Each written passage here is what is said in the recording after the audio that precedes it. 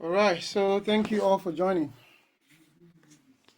As always, we don't waste time or do the librarian time thing when it comes to the way we operate.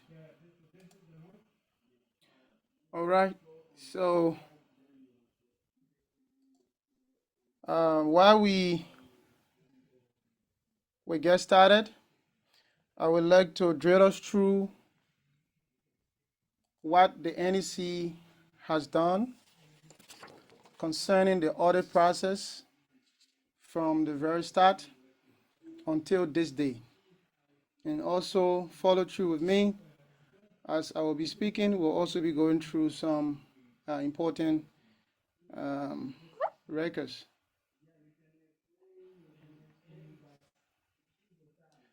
Um, yeah, we'll consider that. So, Honorable Cheeseman, can you kindly open us in prayer?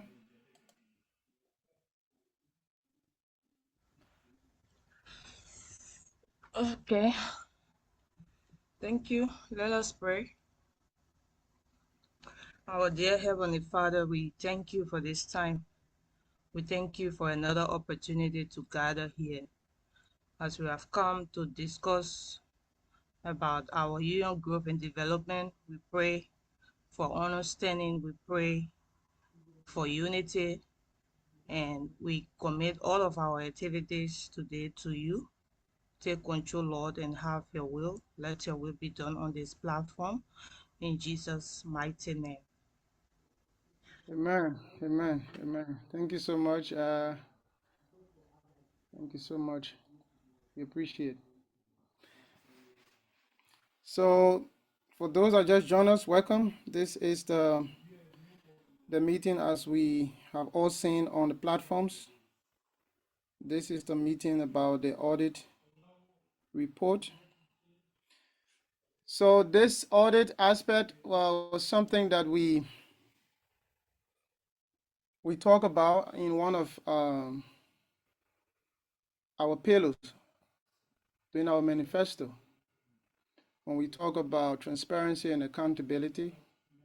It was not just with us, but also to ensure that LSUIC get an understanding as to what have happened in the last 2 years.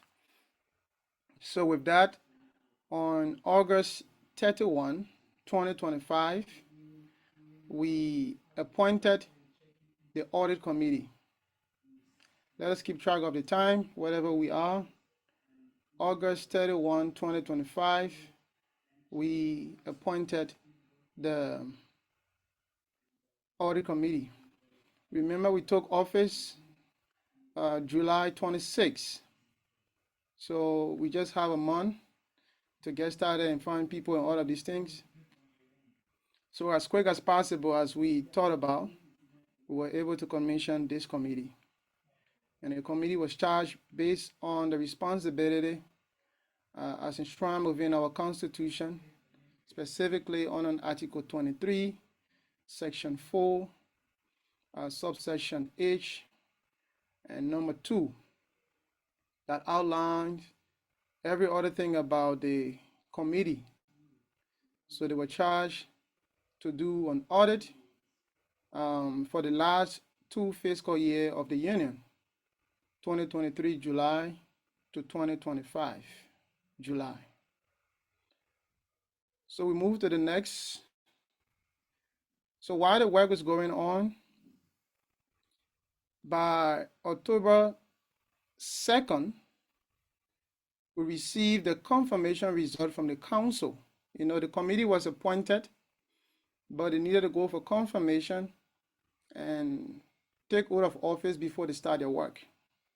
So this citation was given after we received the confirmation result from the council, and we sent same to the chairperson for the administering of the oath of office. So the date here was after the confirmation result came. The next day, we informed the AC to do the oath of office. Thereafter, the committee sent in a fresh update as we were approaching the second quarter meeting.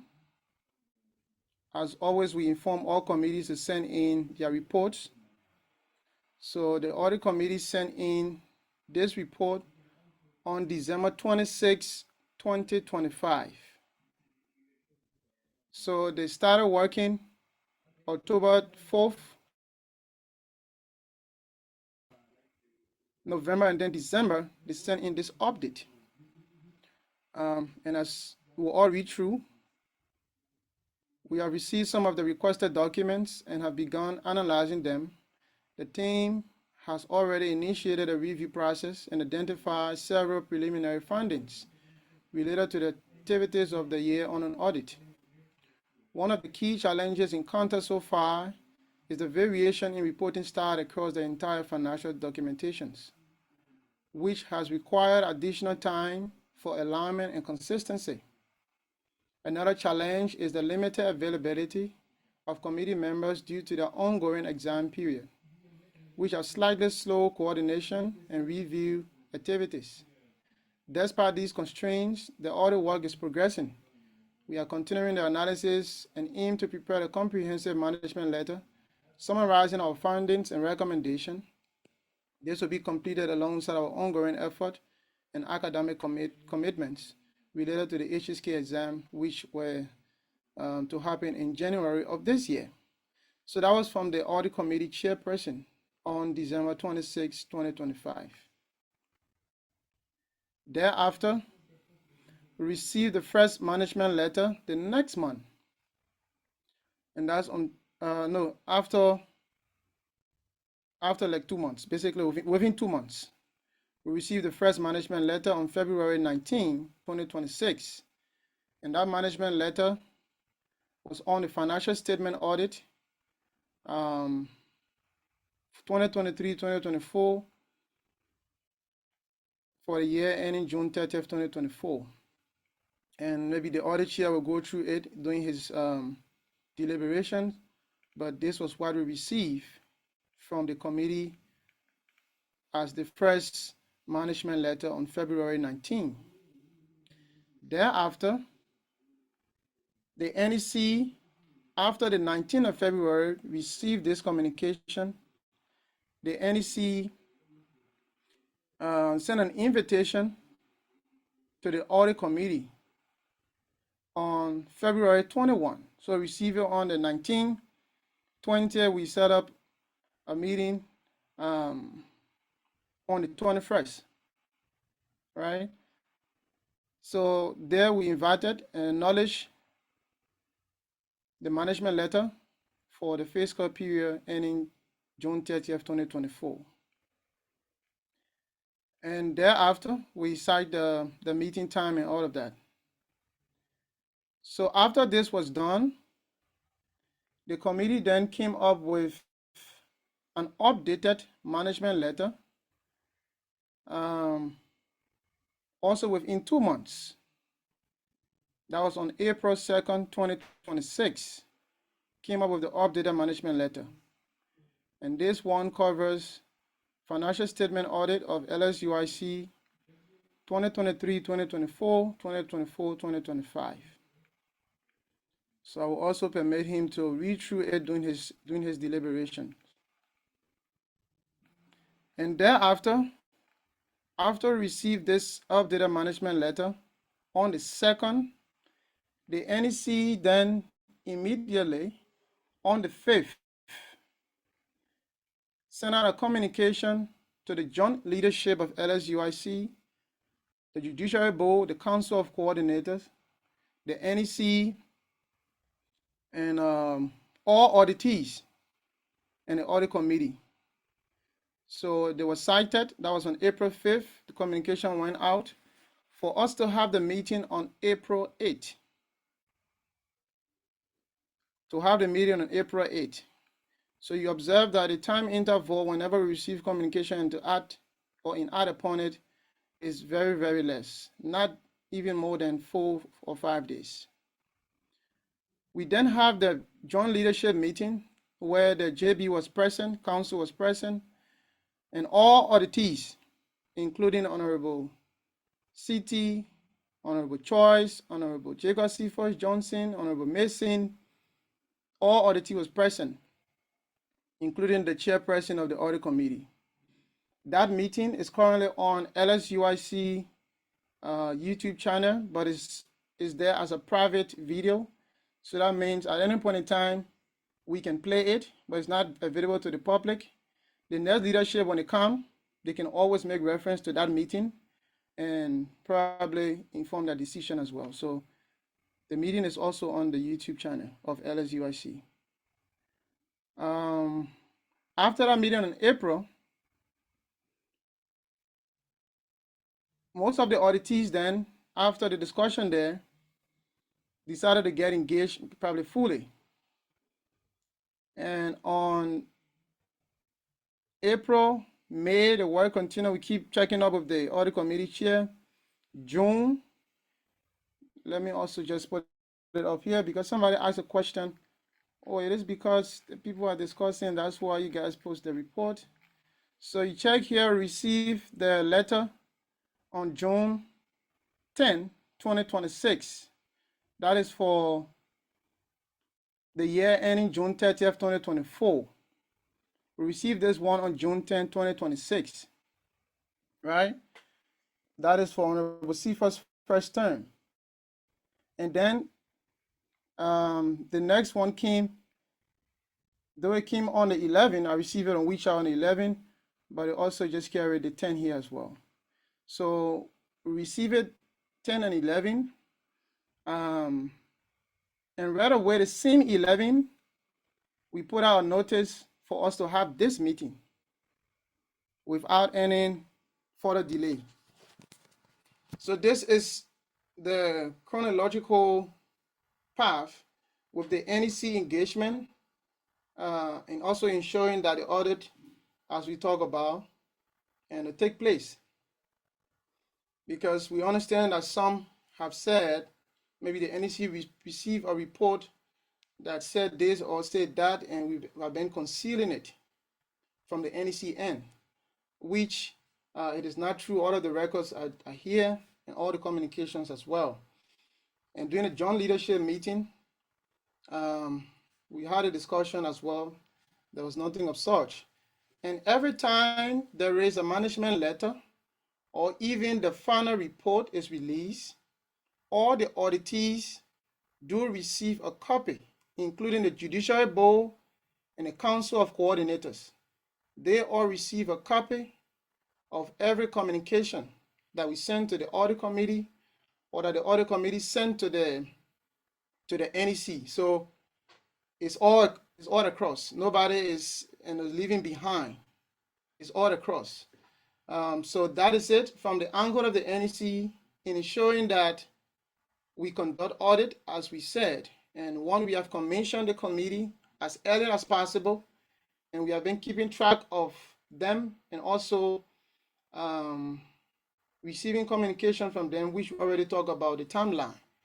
So at about this time, I will now switch on to the audit committee chair to present the report. I don't know if you have a PPT or so, but if you have or not, then you can also let us know. But it's up to you, Honorable Bully, to present the audit report and probably any other thing that you have to present for LSUIC.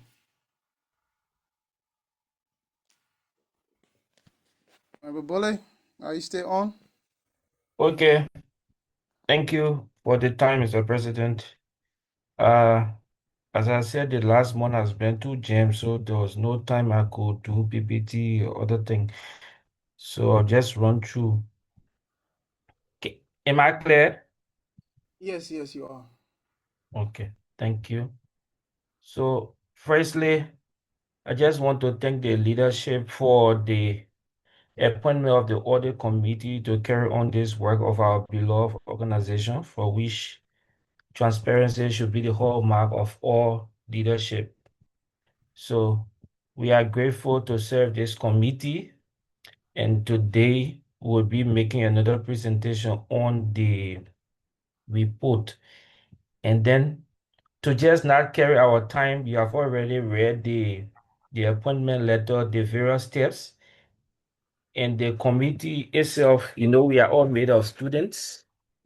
So we have our time breakdown for test, exam, presentation, thesis presentation. So we had our time limit, and also document presentation had time limit within it, and these things all help to take our time.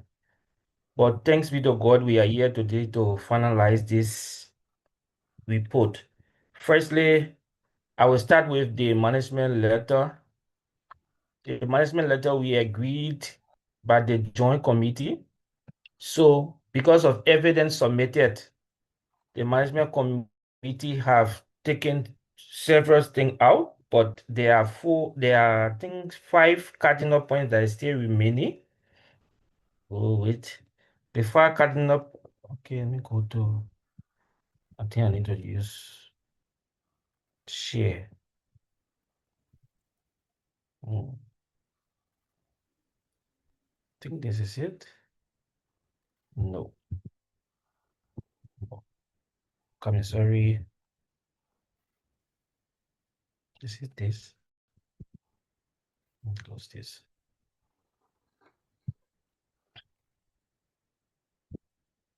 So the points that were left on this, I have to scroll down with me. Okay, the points that were left down that still remain without the response from the auditee, lack of approved financial policy. With all the response could not clear this issue out. So this issue still remain on the lack of approved financial policy. The next one, the lack of loan policy, still remain on. This one, people gave loan policy with just single paper when they are issuing this. This is not what we are talking about. Loan policy should be a fixed agreement set aside that should be followed by every loan, not on a single loan payment. You give papers or instruction on how the loan should be, and then you say it's a policy. It's not a policy. So the lack of loan policy remain. The lack of official WeChat in the account, Alipay accounts for the organization still remain. There is nothing there to there was nothing there to submit this thing. And then when we were saying the presentation of financial report, we said financial statement, because we said if we want to do this, then in our constitution, we need to say financial report, not financial statements. Because if we say financial statements, there are many things that we need to take in place.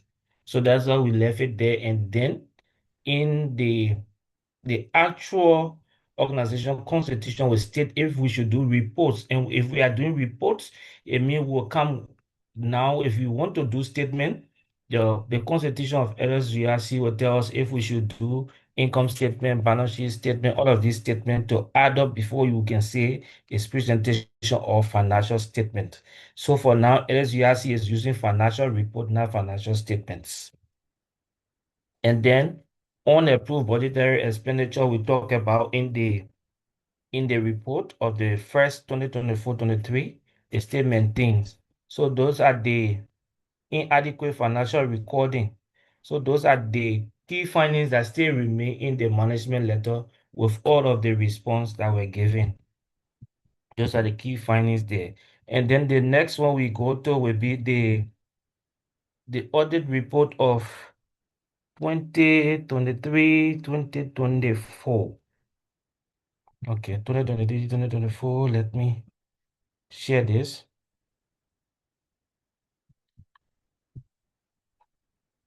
This is it. Okay.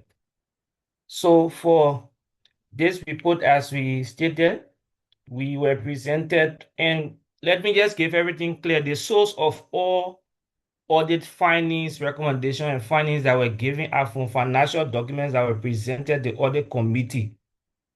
The audit committee's source of every report is the financial document of LSUIC between the year 2023 to 2025 July. There is no other document outside of LSUIC financial reports. So to summarize, I'll just read the opinion, the base of this opinion for 2023, go to some of the comments that are there. So for the opinion of 2023-24, we have audited the financial report of the Liberian Student Union for the year ended July 30, 2024, so which comprise of the financial position, balance sheet, the statements, and the financial statement of cash flow. This is why we stated in the management letter, we are not doing financial statement, because if you do financial statement, all of these things are needed within the financial reports. So because of this, the opinion of this accompanying financial report is free and fair.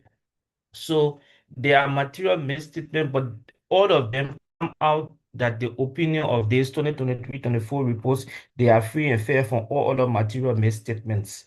That was the opinion for this 2023-24. And the base of this opinion was that the audit follow a general accounting principles that are applicable to membership organization. Our responsibility under those tenets are further described in the auditor responsibility of these reports. So with this, these are the scopes of the audit, all of the things we cover. Scope of the audit, we call the expenditure, receipt, cash, report, balance, loan disbursement, all of these things. So with this, in this report, there were problems that we stated, and those problems cannot affect the financial statement, although because there are statements that affect the financial statement that gives it a bad report. But this statement are statement that they were to welcome or leadership are to improve on the lack of approved financial statement, the WeChat account. So these are just findings that are still with me and had to be within the management letters. So those are all the statements that are generated from those reports of the 2023-2024. So in conclusion, the Liberian Student Union in China maintain organized financial report and achieve a modest operating surplus of 16,305 and 100 USD for fiscal year. However, the organization faced significant challenge in receiving collection of with 90% of assured dues remaining uncollected for that year. The loan program performed excellently with 97%, 96, 97%, and the General Conference religious programs representative major expenditures committee that exceeded direct free recovery. With implementation of the recommendation, collective strategies and financial control, LERC can strengthen its financial stability and better serve its members. So those are the one form. This is the report from 2023, and according to the auditing considering this report is like okay. 2023 reports from the financial statement is okay. That's why I would say it's free and fair from all other material misstatements. And then the last one we go to will be the report of 2023, 2024. It's a bit, excuse me, 2024, 2025, please. I'm going between these. Wow, I'm coming.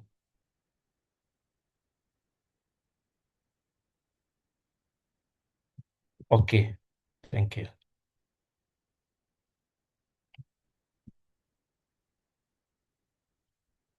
Okay.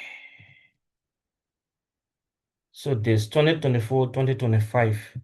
This is the final year of our reporting for which the the financial report has a qualified opinion. And a qualified opinion means there are financial problems. I don't just know how to do it, that's all. There are financial problems. Several material remaining unresolved within this particular year or within this financial something. And this opinion for this that a qualified opinion is expressed on the 2024-25 financial report because sufficient evidence exists to support part of the report, but several materials remain unresolved. inadequate supporting, or were unexplained through conflicting management response. Except for the effect of methods described in the base of opinion, sections of financial report present in all material respect and receive disbursement balance and related disclosure period in accordance with the records made available for the audit. So the base of this qualified opinion for which this report is not clean and not okay was because the summary financial report itself flags several observations, including 7,538 brought forward difference, due inconsistent, loan repayment inconsistent, uncertainty over conference disbursement treatment. Management response did not fully resolve this matter on the brought forward variance, honorable. So these are the response that could not suffice. What these statements should be hold should help to increase and change the report, because we just took few to make people understand these problems within the report.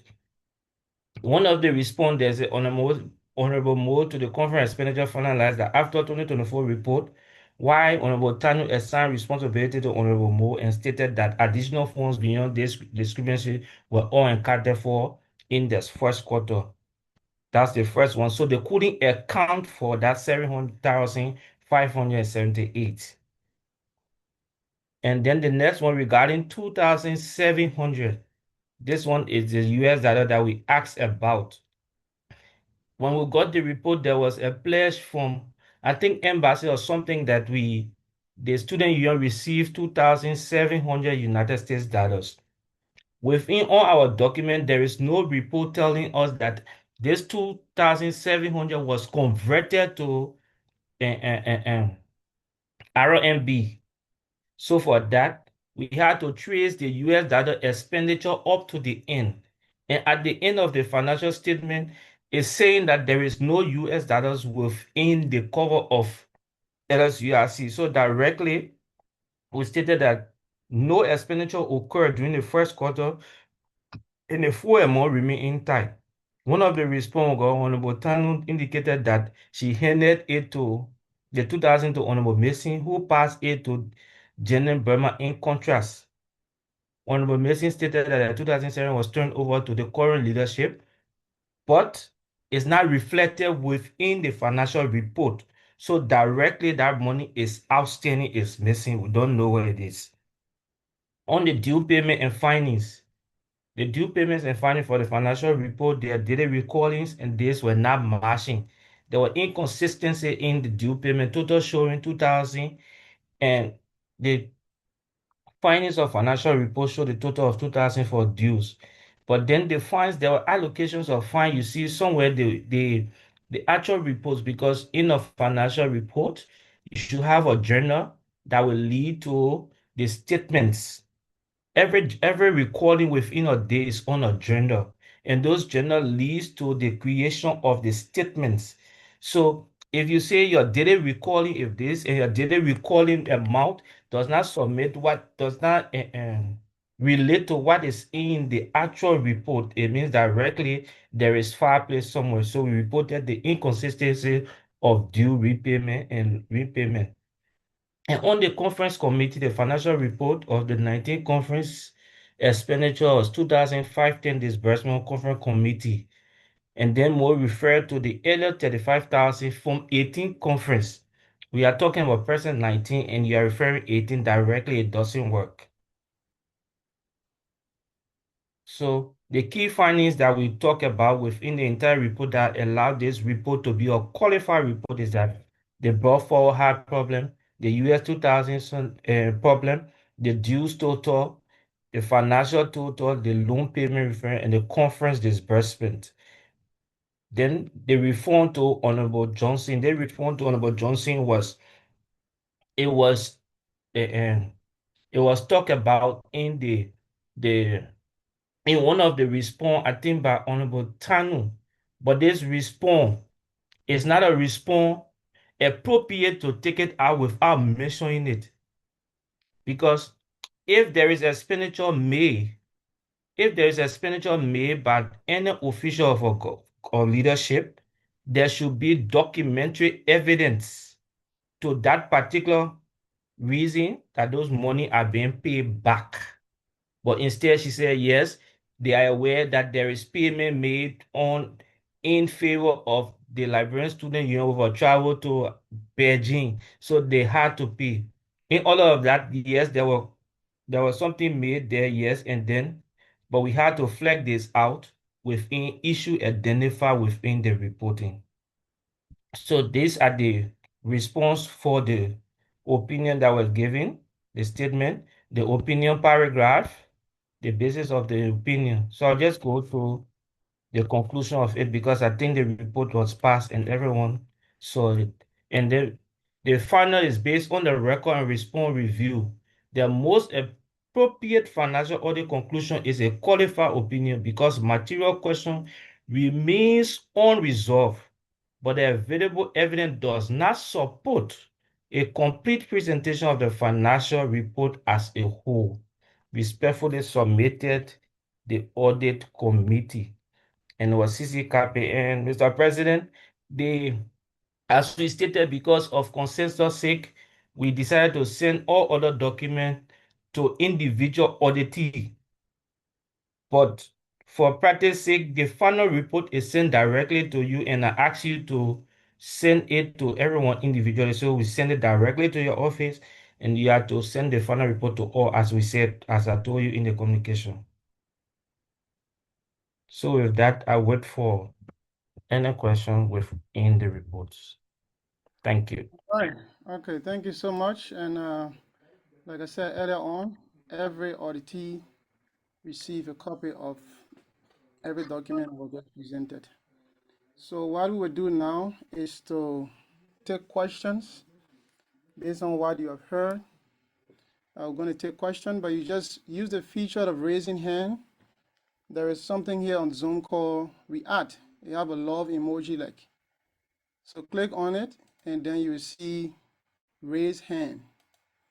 So you can raise your hand. Okay, we have one here. That's lovely. But you can just say your full name for the records. The meeting is being recorded as well, so you can say your full name.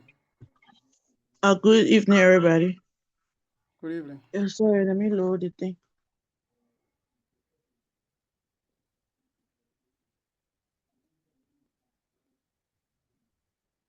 I'm Scarlett Lydia T. Pino from Jiangsu Province, Zhejiang City. Okay, so Mr. President, before I go on with my question, can you please send us the copy of the audit in the group? Yeah, that will be shared right after this meeting. I thought you were going to send it now so we can look through and ask our questions. You can just ask based on what was presented. It's going to be shared right after here. So my WeChat is not logged into my computer now. Okay, my first question would be, I think we all know, those of us that have been following the unions group, there had been some communications that was posted some part of last week about the Council of Coordinator 1 in person of Honorable Tadok Bechir. He stated that 22,000 was stolen from the union. But in the audit, we heard that 7,000 was now allocated for, and another one was the 2,000 that was given to Honorable Mason, but it was never recorded in the union's record. So since the 22,000 was never recorded in the audit report, how can we be sure that that money was never stolen when one of the permanent person at LSUIC came out to say 22,000 was missing?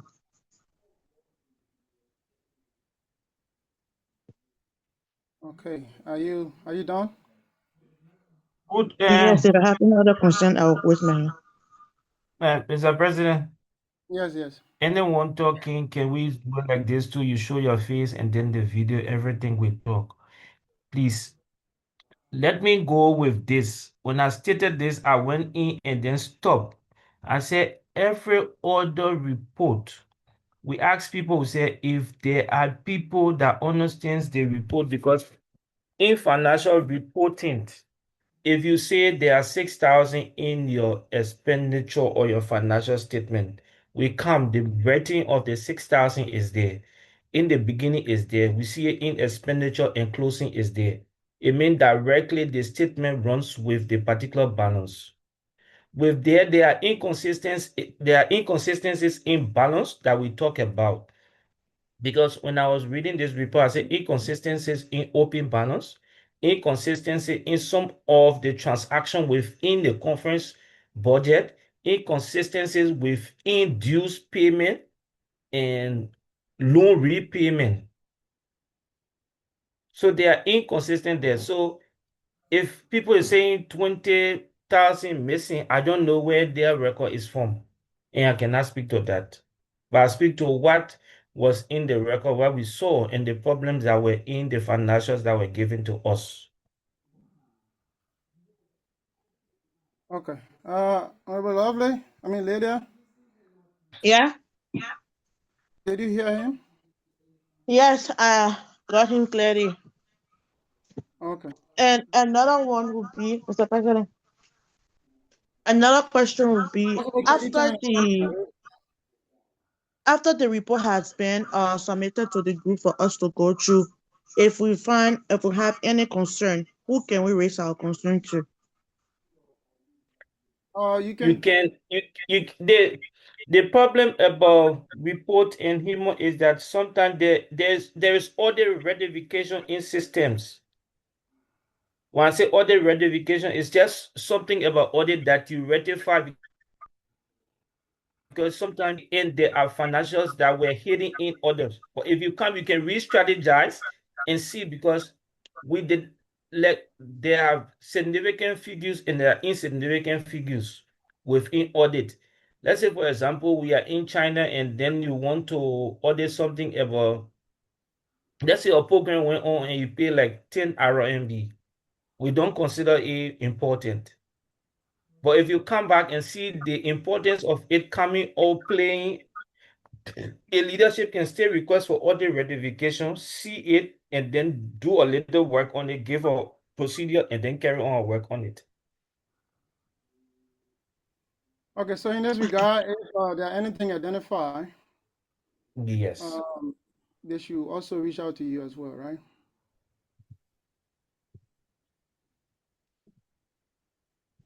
Should they reach out to the audit committee if anything is identified? Yeah. Okay. Okay. But it should be within the financial report. It should not be something outside of it. Because all the financial record, LSUIC record, right? So let it be within the report. But if it's not within, there where the problem comes from.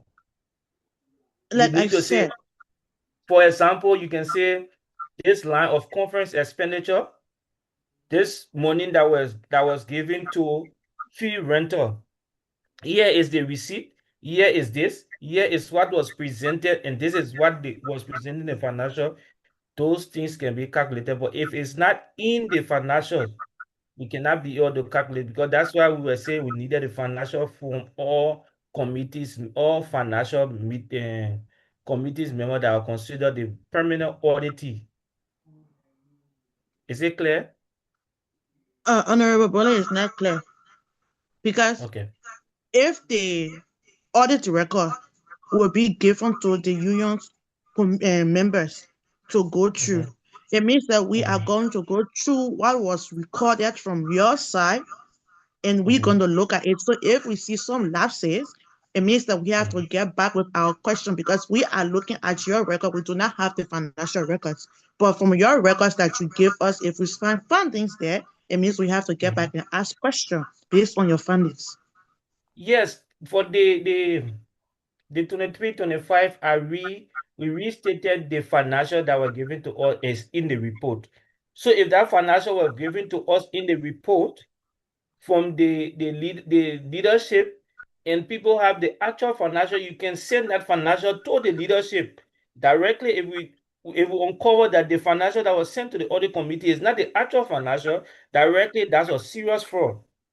So if you have the report and you check it, if you see those statements that are in the report, it does not match what was there, just give your correct findings to the leadership, write it, and then we discuss it. That particular one will be directly or serious fraud or mismanagement of finances. That's what I'm saying. Okay. Okay. I think I get your So point. Antonio, you can, when the report is shared, you can go through it. If you have anything, just Yeah. read the committee so that they can look into it Okay. directly. All right, so we take the hand of Honorable Mason and then Mr. Johnson. So please say your full name as you will be speaking. Please say your full name. If possible, you can also turn on your camera. Good evening. Are you guys hearing me? Yes, we can hear you. Thank you. I am Honorable Noah Dave Mason Jr., the former financial secretary for 9 days, and also Oh, no. current National Financial Secretary 2025-2026. I have a couple of questions as it relates to the report that was given concerning 2024-2025. Honorable Robert sent me a management letter, and I responded to that management letter on May 27, 2026. Yeah. This meeting is recorded, so please permit me to go through my response. It dated May 27, 2026. Subject response to audit committee queries, LSUIC 2024-2025 financial report. Dear Honorable Kaba, thank you for your letter dated May 27, 2026, requesting management response to the queries raised during the review of LSUIC 2024-2025 financial report. Please find below my formal response to each of the 9 points you raised, where clarifications or additional documentation is required from other officers. I have indicated accordingly. My first response was the balance brought forward discrepancy. In that report, he talked about 7,578.39 RMB balance brought forward from 2023-2024. So my response was, this matter falls outside my direct oversight. I kindly direct your query to Honorable Florence K. Moore, who was responsible for financial records during the transition from 2023-2024 to 2024-2025. I'm here to clear my name, guys, so please bear patience. Number 2, he talked about the unexplained use of the USD 2,700 that was given to us, the Liberian Student Union, by the embassy after the president of Liberia visited China. My response was, the amount of USD 2,700 was turned over to the current National Treasurer, Honorable Janet Bona, 2025-2026. I recommend that you verify the current status and subsequent usage of these funds directly with her office. I gave a recommendation. Probably Honorable Kaba wasn't around in the first quarter meeting, because the first quarter meeting for 2025-2026, this money was accounted for and it was converted to RMB because we are in China. It's in LSUIC 2025-2026 first quarter report. Number 3, we talk about dues payment calculation errors. In the annual report for 2024-2025, the total dues that was recorded was 23,270. And he said, I think the actual figure should have been 17,730 or something. My response was this: the total dues recorded in the fourth quarter amounted to 15,585. Of this amount, 11,530 RMB was collected by Honorable Kebe D.H. Tanu, while 4,055 RMB was collected by me, Honorable Noah Dave Mason Jr., and subsequently turned over to Honorable Tanu. And I provided my report for the 9 days I served as financial secretary for the union going towards election. And I said, I therefore request that you reconcile the dated log and report total with Honorable Tano, as she maintained the primary collections records. The fourth, he talked about the fines discrepancy. 525 RMB versus 365 RMB. And I told him when I took over the 9 days, no fines were paid to me during the reporting period. Please direct this query to Honorable Tanu and Honorable Mo for clarifications, because Honorable Mo served as financial secretary for first quarter, and Honorable Tanu was over the financial team from second quarter up to fourth quarter. And number 5, he talks about loan repayment discrepancy, 9,290 versus 5,965. In my response, no loan repayment were made to me. Please refer this matter to Honorable Tanu and Honorable Mo for reconciliation. Number 6, he talked about conference committee disbursement.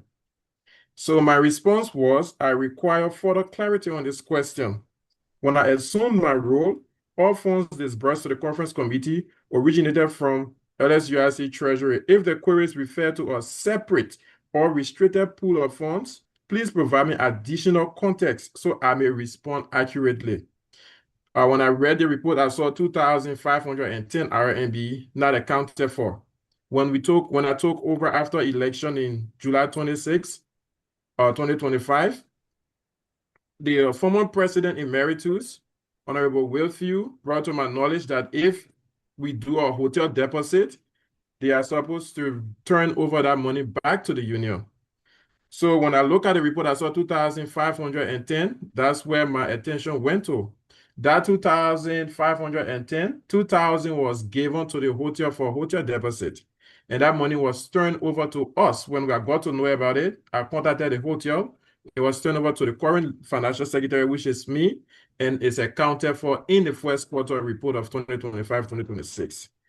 I think the conference committee requested 2,510 for transportation and hotel deposit, but 2,000 was refunded to the current leadership from the hotel that we used for the conference in Nanjing. Then 7, he talked about total loan recording error, 10,500 higher in the report than data log. So my response to him was, this discrepancy falls outside my records. Please direct the query to Honorable Tanu and Honorable Mo. According to the financial policies that I received from Honorable Mo, no loans is disbursed in the fourth quarter, and I took over the last 9 days of the fourth quarter. So there was no loan I disbursed. That's why I redirected the questions and query to Honorable Tanu and Honorable Mo. Number 8, he talks about the refund to Honorable Cephus Johnson. I also answer by saying I have no direct knowledge of the nature or basis of this refund. Please refer the question to Honorable Tanu and Honorable Moore. When I took over and compiled the annual report of 2024-2025, I wanted to get a clear picture about this same refund. So when it was raised, I received answers, but I think it would have been better getting the answers from the financial team that were involved at the time. So that's why I referred the audit committee to the financial team that was in charge at the time. Number 9, he talked about the council beneficiary breakdown, 5,000 RMB. And my response was, I have no involvement in the disbursement of this amount. Honorable Kingsford Flomo, who served as COC1 at that time, is best positioned to provide a breakdown of beneficiaries. Alternatively, Honorable Tanu or Honorable Mo may be able to assist. And I said, please do not hesitate to reach out if further clarification from my office is required. I remain committed to supporting the audit process and kindly request that you allow the above redirects where my oversight was not directly exercised. Thank you for your understanding and cooperation. So just to be clear, the $2,700 that is mentioned in the 2024-2025 report is turned over to the current leadership, or was turned over to the current leadership, and there were video evidence in all of LSUIC group chat. And in the first quarter of 2025-2026, that money was also reported and accounted for, same as the hotel deposit. Okay, my question will go towards... Before you go to your question, please. Okay. Okay. The problem about financial is not what happened after the next financial report. We are talking about 2023 to 2025. You are talking about it's been presented in 25-26. I'm now auditing stopping to 2025. How will we know financially as an auditor those money are accounted for in 2024-25 without touching that year? So that's where the problem is. We cannot account for those money because it's not in the year of report. Because when you pay that money to the conference for conference, it should be reported as expenditure first. Good. So it is an expenditure, and the expenditure should state that it will be a recurrent expenditure. It's not, it's there as something, but it did not reflect the end in the 2024-25 year. It's in 25-26. It's outside of the two financial that was given. So directly you take it to any financial person, they will tell you that year is outside of the year. So those money are not accounted for. Whether you have a meeting, you did a recording, as long the financial does not show the trails of those money, it means directly they are not accounted for. Let me clear that first to you, please. You Okay, can go can ahead, I sir. ask my questions? Yes. Okay, I have a couple of questions. My first question, when we had a meeting of when all of the auditees was present, the Judiciary Board and COC was present, we had a meeting where we all agreed to send in all of our documents, right? Did the former National Treasurer send in her turnover note to you or not? That's my first question. Which one is the former National Treasurer? Honorable Let me check. Kebe Diestano. Yes, everyone sent their reports. Okay, So okay, those reports, all those reports, you saw what I took there were, I think, 3 points we took from in the first management letter. 3 different points we took out because we talked about reconciliation in the first management letter. There was an evidence in one of the response given to me that there were reconciliation done after every week, and they submitted a reconciliation paper. That's how that one okay, left from the management letter. So I got response from Honorable Mason, Honorable Tano, which I know city or I can miss between the city and the court and choice. And then one form, Jacob stating everyone as a zip folder. So I got 4 different responses. And okay. that one led, yeah. My second question goes towards the 2023-2024 report. Since the audit committee, you said you received all of the reports. When you were balancing the figures from 2023-2024, because I read your report statement on 2023-2024, and you said everything is clear, everything is okay financially. There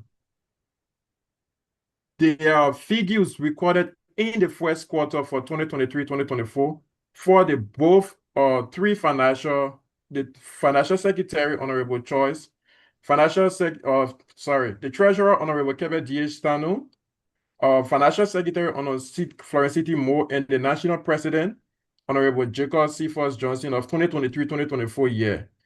I want you to tell us what's their ending or turnover or any balance in first quarter is, or if you have their report, you can open it and just let us know what their ending balance is. Because Honorable In their reports, Diestano, which report? 2023-2024 financial report. 2023-2024 financial report is one financial report. No. It's not 3 separate reports. Did Honorable Tano send you a financial report for 2023-2024? All of you send one financial report and say that's a financial report. One. The president did So not send financial. how did you audit 2023-2024 if you only received one financial report? The financial report you present, is it a secretary send one, financial send one, or there is one financial report? Everybody sends their report because in LSUIC, there are 3 No, signatories. wait, clarify report. Clarify report and financial state your financial report. Financial report is a summary of all reports. So if you say financial report, all of you say one. But your All of us response didn't are send one report. one. All of us did not send one Okay. report, Honorable Okay. Chairman. The other people are here, right? Yeah, I During your don't time, know. did you send special financial report?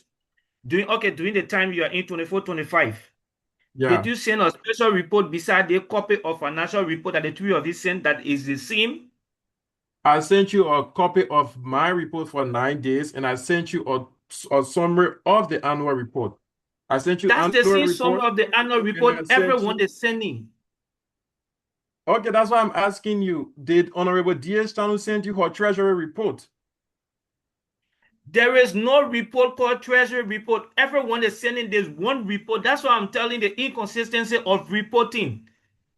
You see why the first question I asked, the first question on this particular audit during the management letter, we talk about the financial policy. You know what we talk about the financial policy, but you people are taking it to be something of fun. No, it's not fun. The financial policy will tell you the financial secretary what are they dealing with. So if the LSUIC give the financial report, the first thing you will do if you have a financial policy, the financial secretary is requested to do all report on incomes. So directly, the financial secretary will be on the incomes. The treasurer is on expenditure. She will be on the expenditure without the separate combined reports. With those ledger, they are not there. That's why you say financial inconsistent in reporting. Because there is no role and responsibility. This person will bring and say, I was there for 2 years, I was there for 1 year. And they are not bringing the financial secretary report, they are not bringing treasury report. That's why we stated there in the report. Their the financial they brought is fair, true and fair, but the financial recording has problem. It was stated in the report and it's stated in the final report that was given. Okay, so we have a couple of hands still up, and it's already I 9 o'clock. will, I will, I will, mute myself, and yeah, we can take other people because. All right.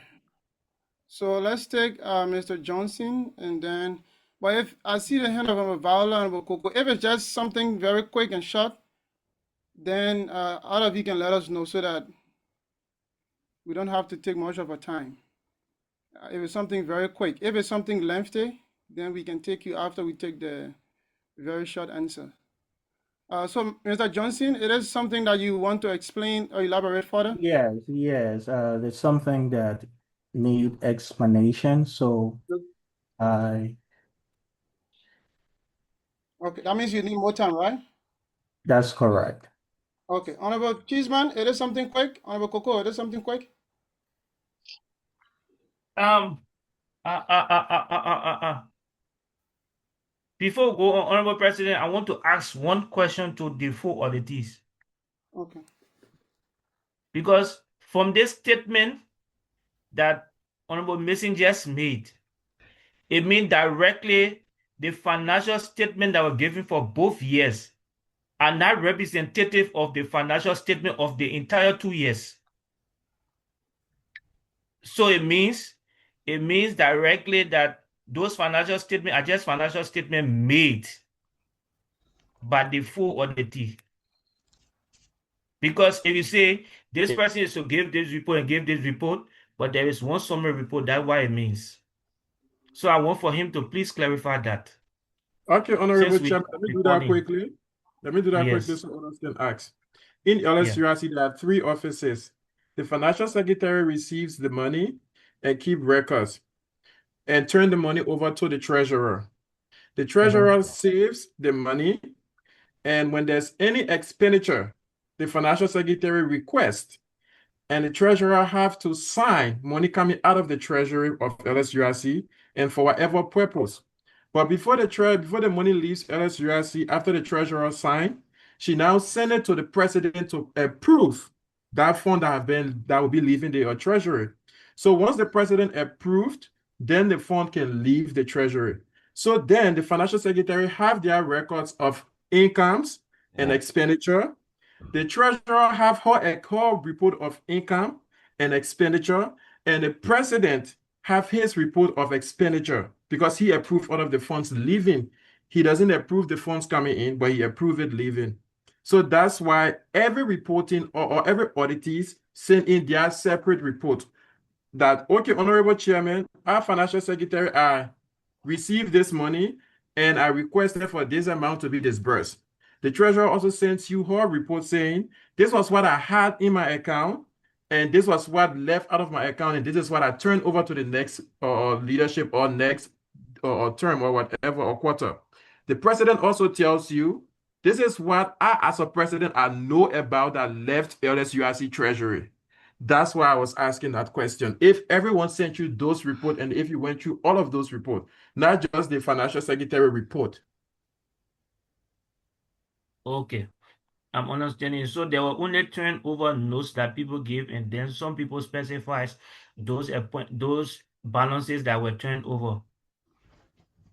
Okay. Yeah. All right. Honorable Cheeseman, so it is something quick or something lengthy? I think, let me just, I have few things. I don't know whether it is quick or based on a response. So thank you so much to the audit chair.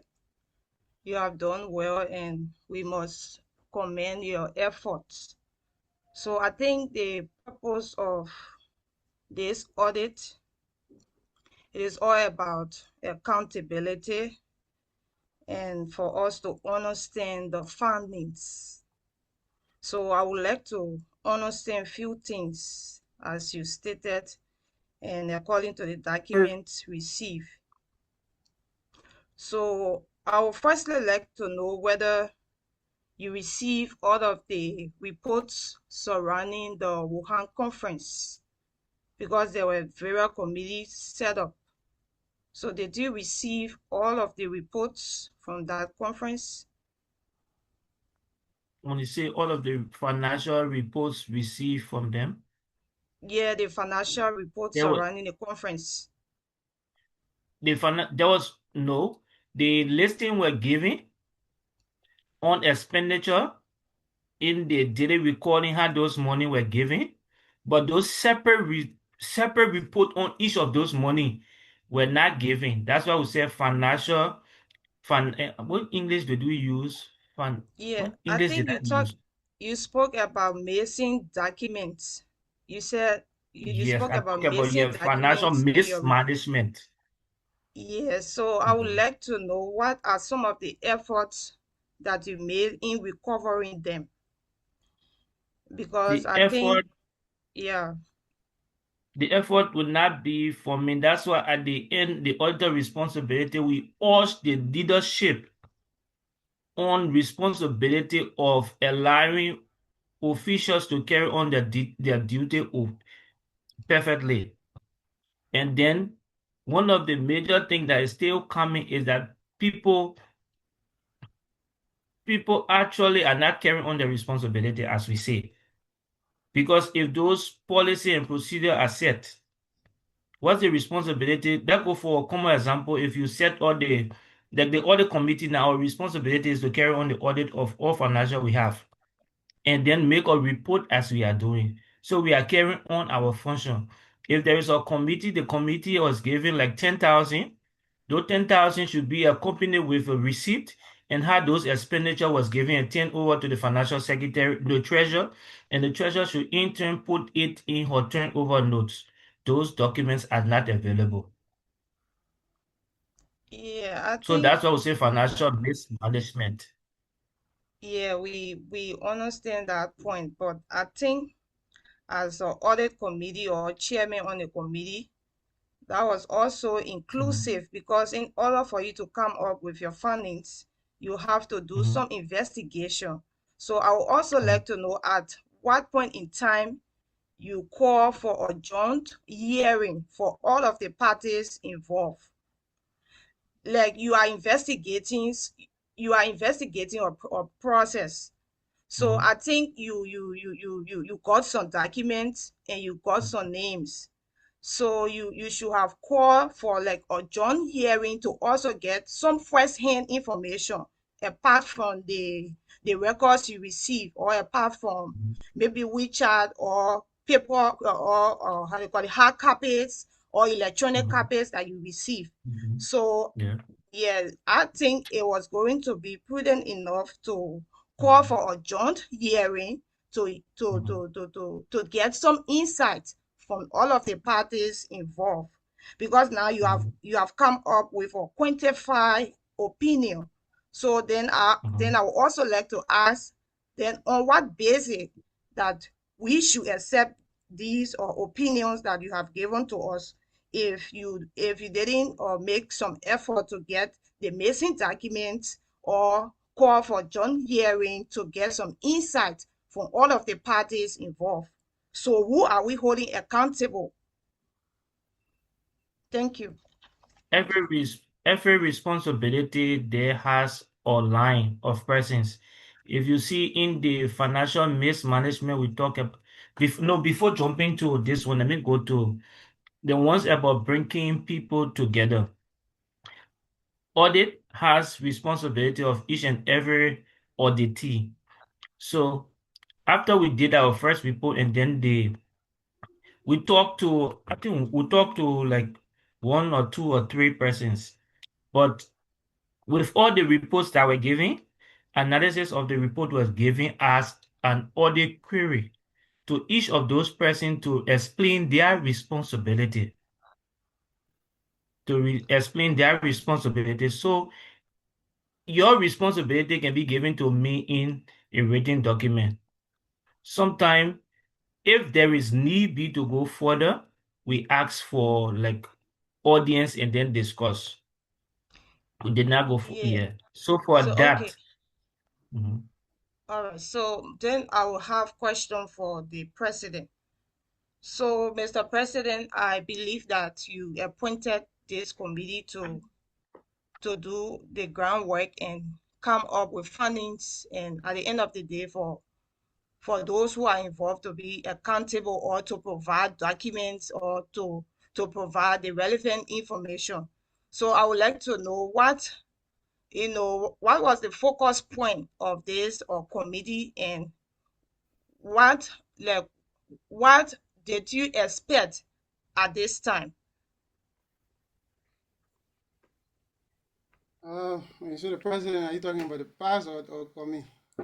It's you, Mr. President, the current president. Yeah, what I expect is for us to have um, the audit report covering the year 2023 to 2025. That's what the committee was charged to do. In the appointment letter to the chairperson, the communication says that this appointment has been made. Okay, we'll just come to the basis of the appointment and then key responsibility. Conduct audit for the last two fiscal year of the union, 2023 July to 2025 July.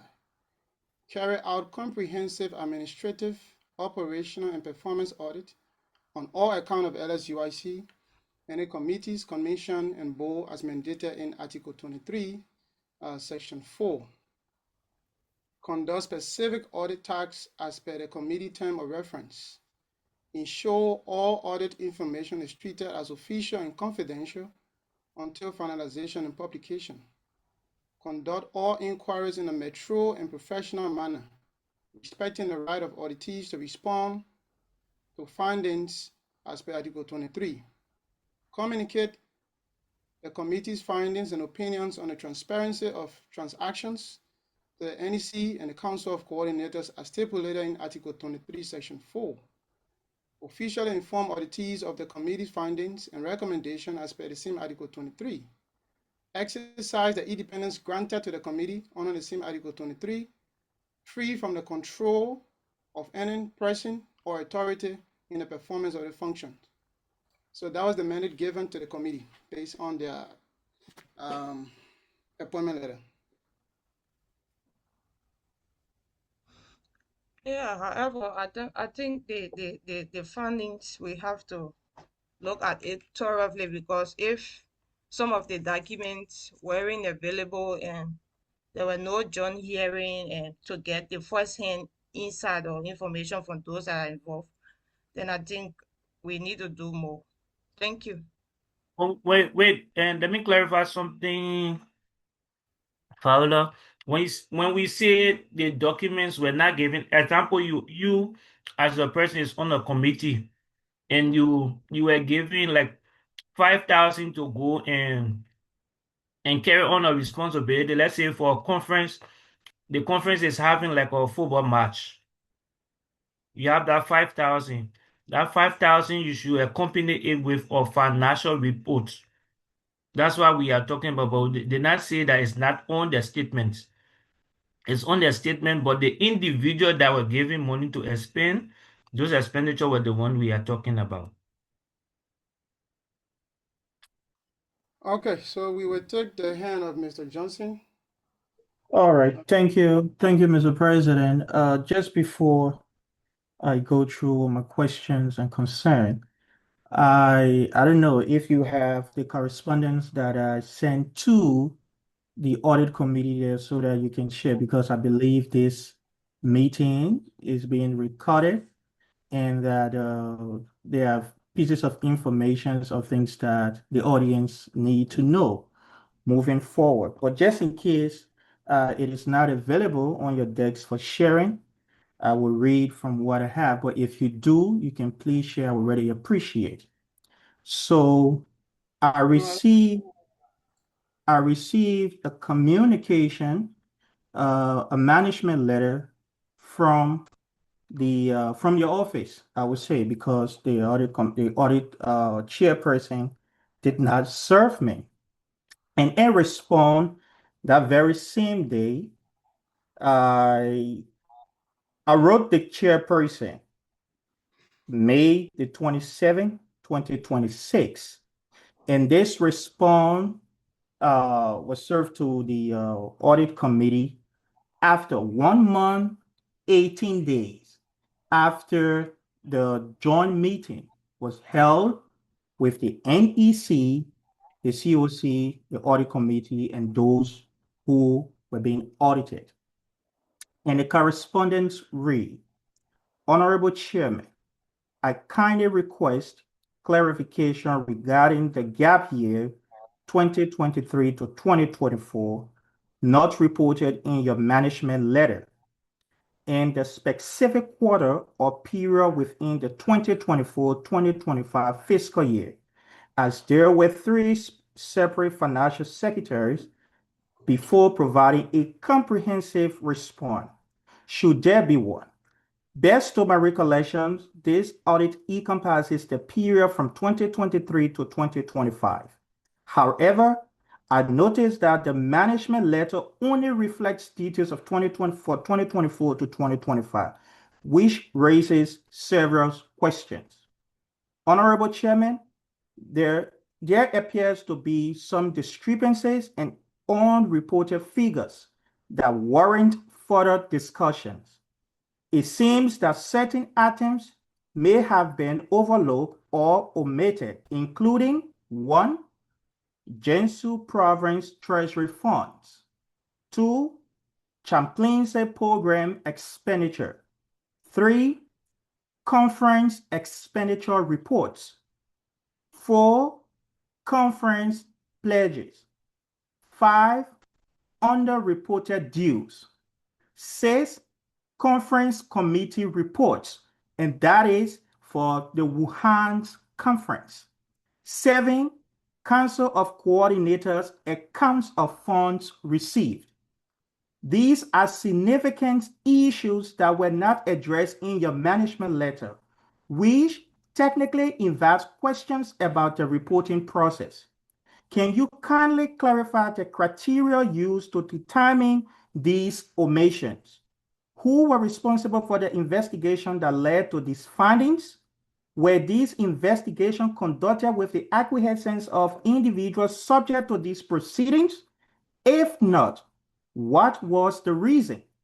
If yes, could you specify the parties that were invited or involved? From an understanding of the provisions that establish your committee pursuant to Article 23, Section 4H, and review of your management letter, it indicates partial investigative audit proceedings and selective findings subject to respond. I would appreciate your clarity on this matter. Furthermore, I want to state that while I remain dedicated to supporting this investigation, I acknowledge the thoroughness. Let me say that thoroughness takes time. If the committee requires approximately 1.5, which is like 1 month and a half, to address the 9 counts mentioned, I'm prepared to respond accordingly, even if it extends beyond the usual 3-day time frame. My response to the 9 counts will, of course, depends on your response regarding these inquiries. Thank you for your understanding and consideration. And this communication was easy. I just want to establish before going further. Honorable Chairman, in your presentation, beginning with the first point you raised, you said, at no point in time, LSUIC had anything to do or had anything called a WeChat or Alipay account.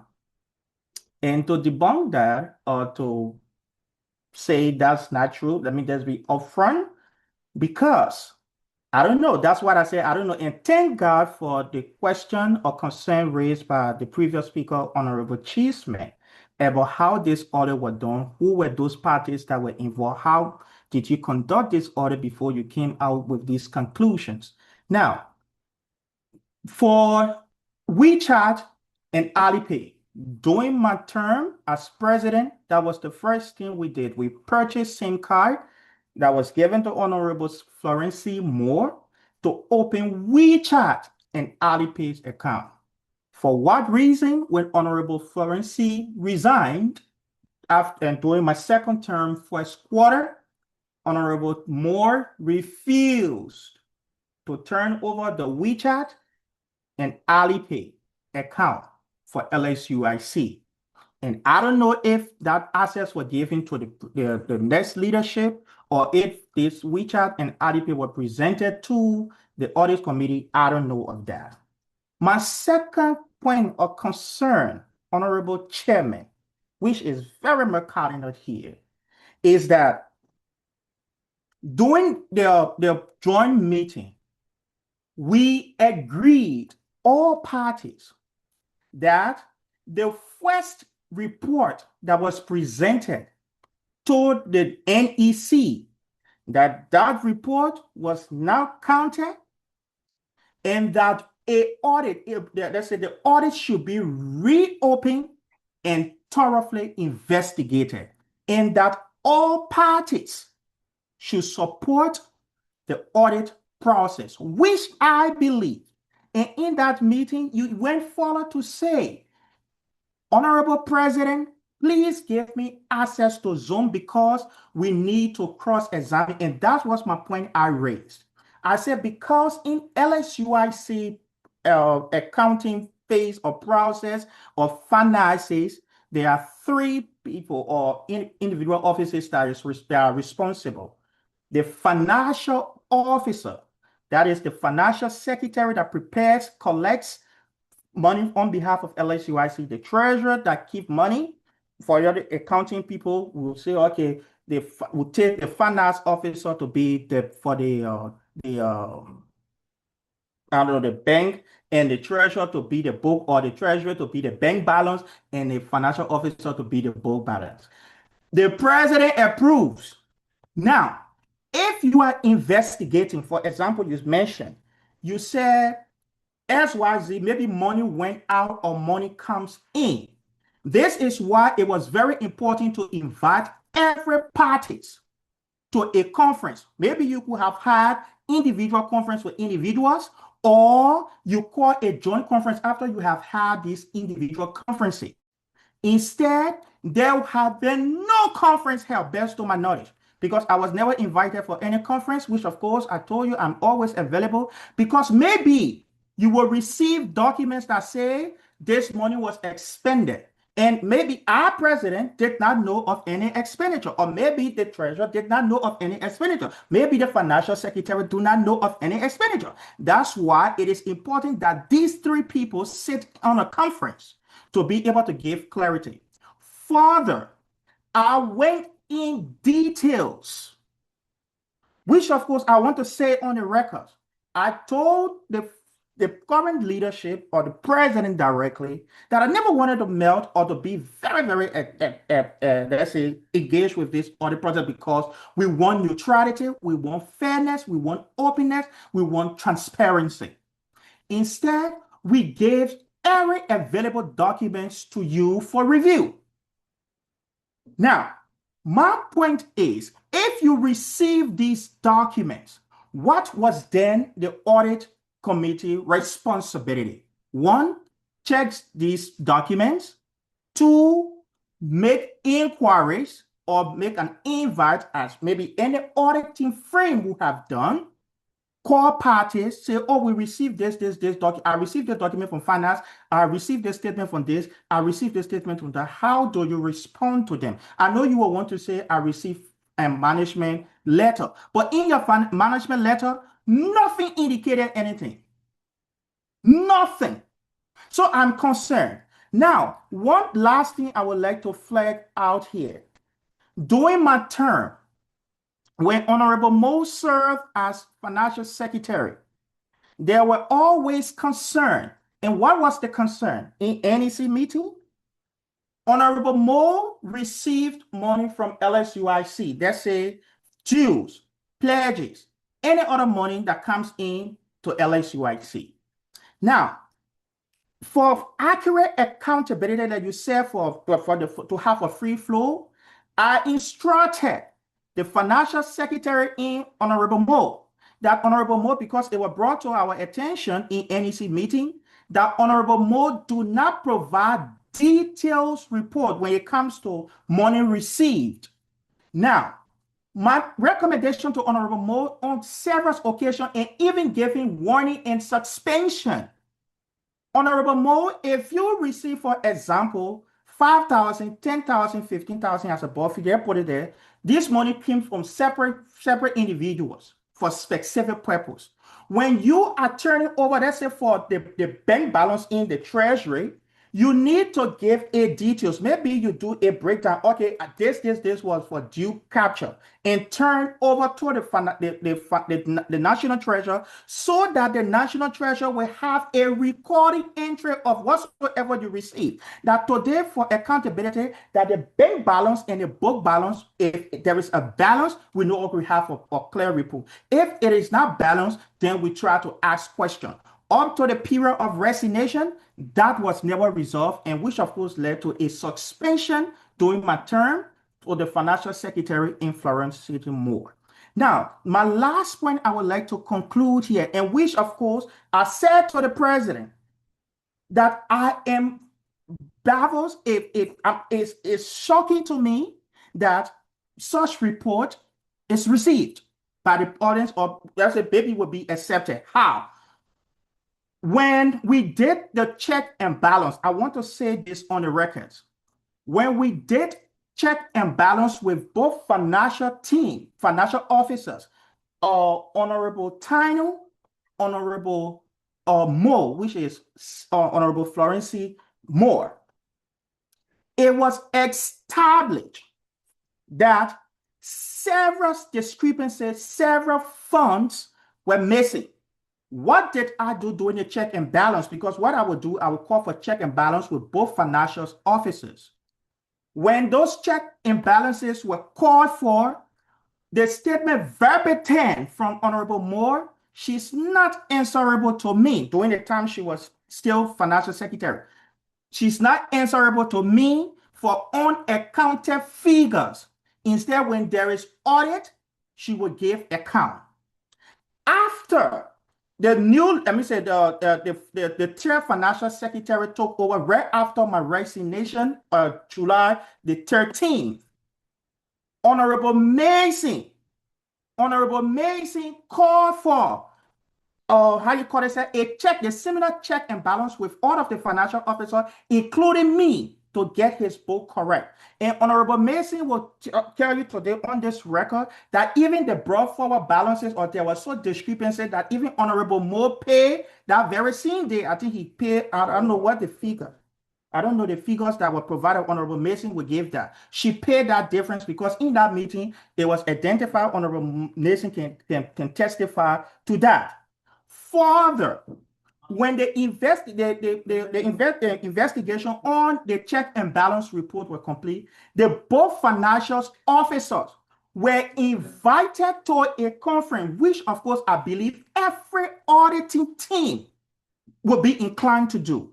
I invited the both financial officers to a conference.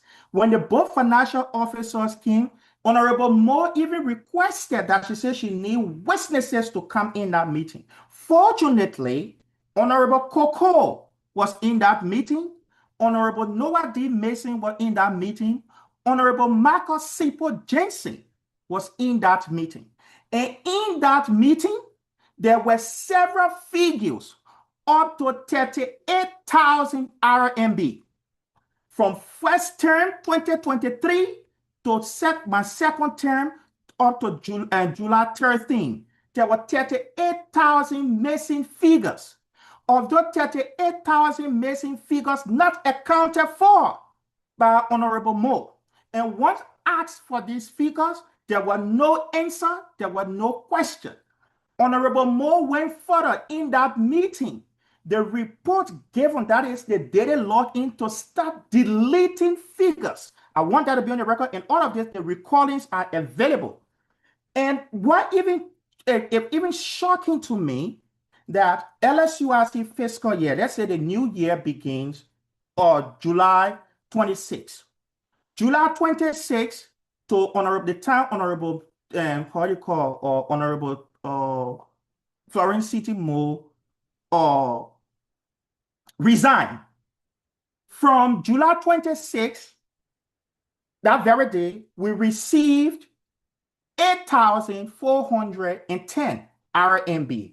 From July 26 of 2025, we received 8,410 as how you call this, pledges received at the conference and what have you, which is a direct capture into the first quarter report. I just gave you some of this, the heads up into the finances, what even baffles me.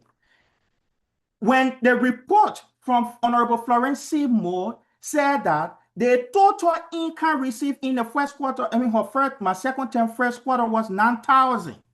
And of that 9,000, Honorable Moore only reported 5,000 to Honorable Moore from that 9,000. 5,000. And that is your money you say you collect, you give to the treasurer 5,000, which of course the total was 19,000 plus. And she only report 5,000 to the treasurer. And this is why I said conference was needed and documents were presented to you. Money received from the financial team, from the financial secretary to the treasurer, money that left from the treasurer to whatsoever committee for expenditure or whatsoever individual for loan or for whatsoever purpose or support. So I am still baffled. I am still concerned. I am still, it's just, I don't know how to put it. And just to put this out, if I think Honorable Whitfield here, I think Honorable Whitfield here, because even when doing this check and balance process, and sometimes in July, if Honorable Whitfield will want to speak to that, if he will want to speak to that, there were even monies that was identified, missing figures, which of course we have separate working reports, separate. My report, his report will just meet up. I think he invited Honorable Charles Antano for a conference, and we had the opportunity, and I was invited into that meeting. And when I presented my report, we have almost similar figures. So my concern, Honorable Whitfield, former president in Shanghai, far from me. We don't even communicate. I think he was let's say my best friend before, yeah, but we don't communicate since things happen between us. But now, how is it possible, Honorable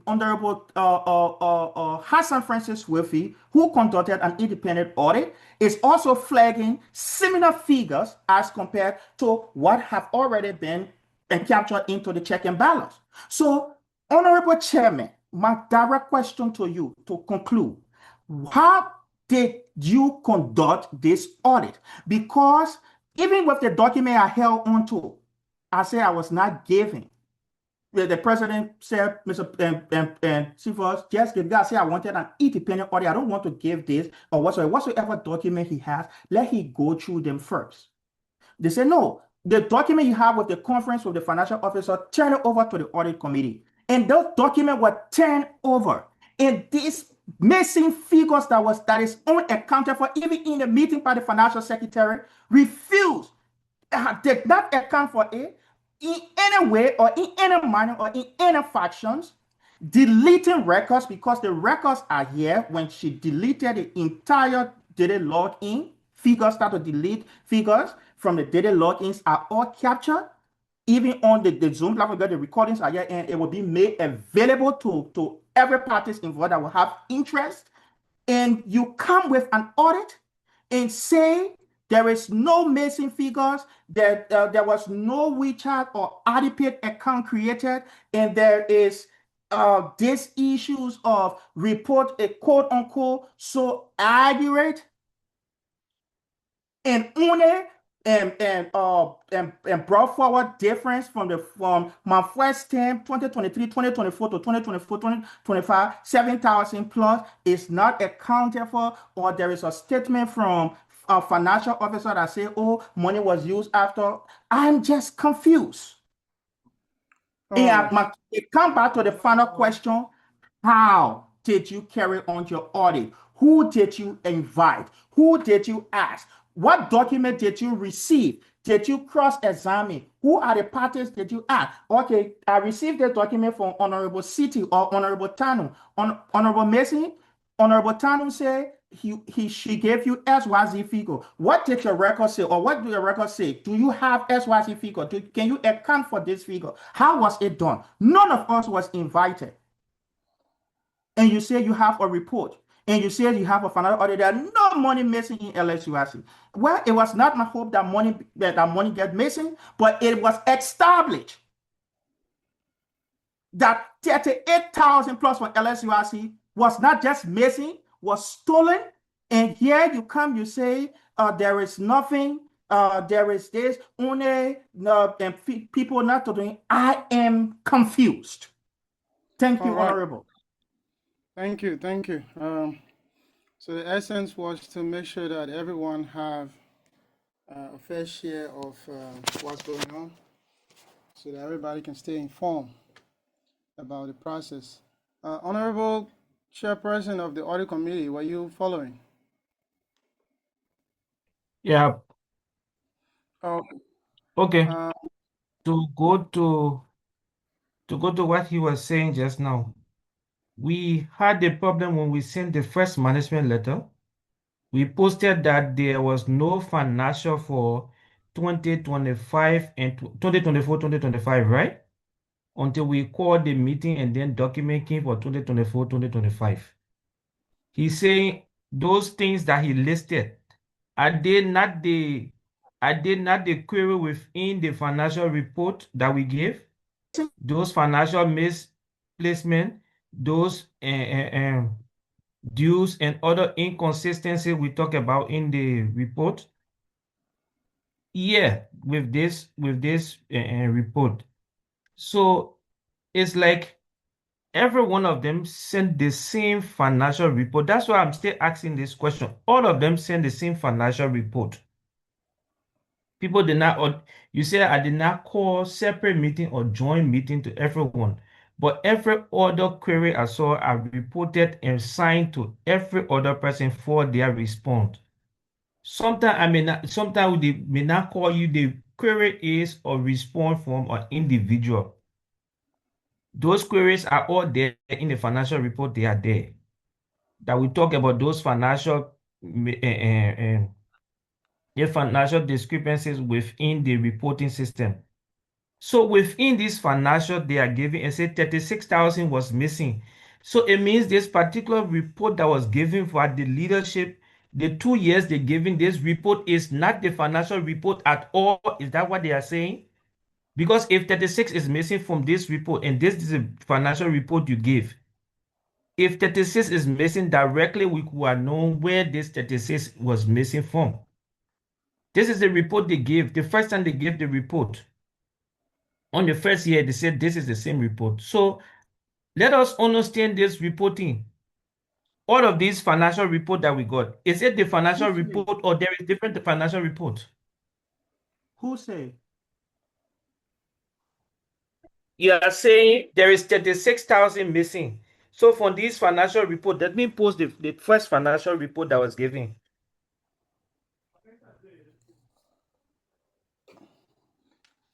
Okay, so I'm coming post this first financial report. 23, 24, okay.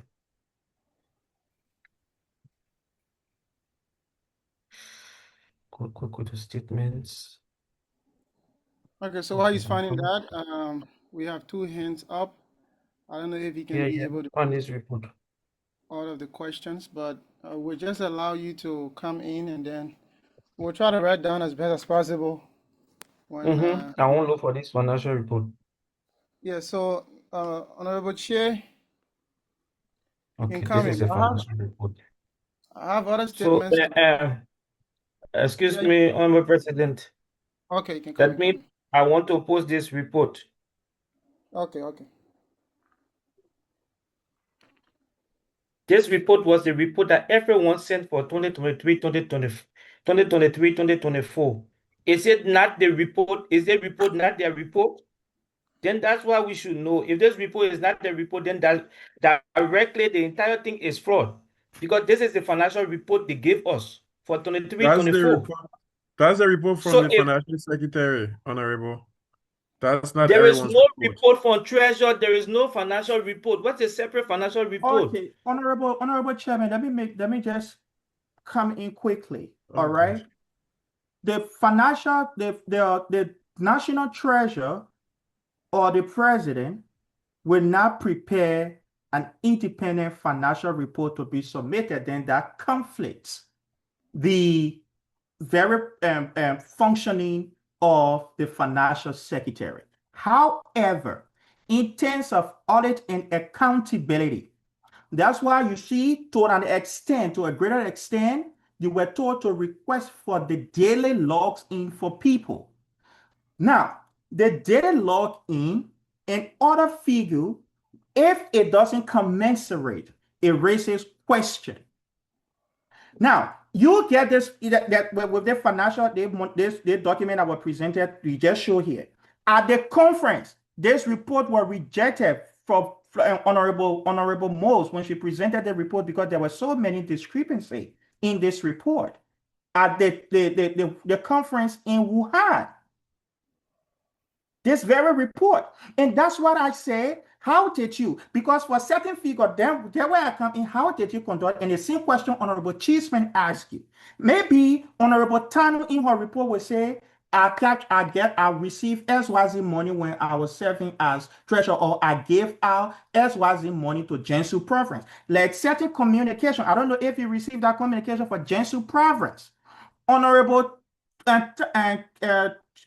City Most said to Joy she received up to 4,000 from Gensu Province. Gensu Province gave her 4,000 plus, or up to 6,000. And she only report 2,000, I think 2,113. She only gave 2,113 to Honorable Tano. So when this figure even was flagged in the financial report, Honorable Tano said, I cannot validate this that I received 6,000. The only money I received, you gave me as a person, for example. I'm giving an example now. You gave me as a financial secretary, say you received from Gensu Province was 2,113. So how is the report in your financial report showing that you received 6,000 plus from Gensu Province to go into the treasury account for Gensu Province? Where is the balance 4,000? It's confusing. So this is why we say it is important. And that's why I even went to the extent to suspend Honorable Moore, because Honorable Moore was deliberate. She said she would not detail all money received. She will not send it to attention. She will just send both figures. Say, okay, this quarter I received, or this period, or this week, I received 2,000. So Honorable Tano then will ask, what is the 2,000? What is the breakdown of the 2,000? Honorable Moore says she cannot provide records. Okay, all right. Honorable So Johnson, these are things that I say you should ask. And when you go further on the daily login, Johnson, can you you hear will me? see all of the conflicting figures that we are talking about, they are cut across. And this is the very same that they log in that Honorable Mo on the check and balance meeting, started deleting figures. Okay. So Honorable I'm Johnson, can you hear me? confused. Mr. Hello? Sorry. Mr. President, Yes. for progress sake, Yeah, if the president can say this financial report that everyone is saying, and this is the financial report that we use, as I stated before, if this financial report is not the report of the leadership and it was the report given for us to use as audit, then mean directly there is foreign reporting, there is no reporting at all. You can remember the 2024-25 where we said there was disclaimer in report because there was no financial report at all. We stated that thing as our finals for 24-25. Instead, and then they gave us report, and then they are saying this report is not the report that reflects the financial of it. Then directly that report should have stated that there is disclaimer for which all the financial statement, all the financials are not good. That's what it means. Because if you say that means all this audit, we are just talking. If this statement is not correct, that statement is not correct. It means directly there is wrong reporting in financial. So it means there is disclaimer of all reports.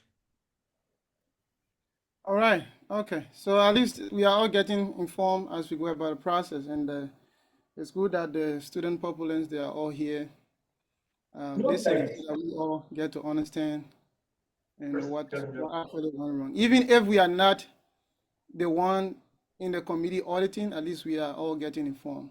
But we have a couple of hands that are up. I will come in with my own question. I will come in on that, but let's hear from the people first. So we have Honorable Chia, we take Honorable Tanu, and then Honorable Koko in that order. Then we'll move to Honorable City. These are the hands that are raised as we were off. I have a couple of questions for the Honorable Chairman for the Audit Committee, and a couple of questions to the President as well. Thanks a lot for the effort you've put in, you and your team. But I'm really dissatisfied with the report. When you came to the council, we told you that you have all the power to request anything that you need, and the council, the NEC will definitely support you. And if you need be it, we will have to reach out to the judiciary board in terms of people refusing to give documentations who have done that. Throughout the entire process, I mean, you never reached out to the council, so we felt like you never had a problem. But my first question to you is that did you receive any other report from Honorable Johnson's leadership than this report that you just showed us? Did you receive any other report? Any other report as in? Yeah, like the 2024-2025 the financial report, 2022-2024 financial report. Did you receive those two reports? The 2024 financial report is this report that was sent. Here is this report, because so that's why I continue to tell them. Wait, I'm opening it. Just wait, please. This is the report they share for 2024-25. This report. Okay, so my next question is that 2024-25. Okay, so my next question is that were you aware that the report for 2023-2024 was rejected at the national conference? No, we asked for a document as of audit the audit committee, and that's the document they sent as the financial report. I wasn't here for those conference, and we said we wanted audit financial report. This is the report they sent as the financial report. All right. So directly, the whole leadership is at fault. Okay, thanks for the clarification. The reason I asked that question is because I have a couple of questions from Honorable Johnson.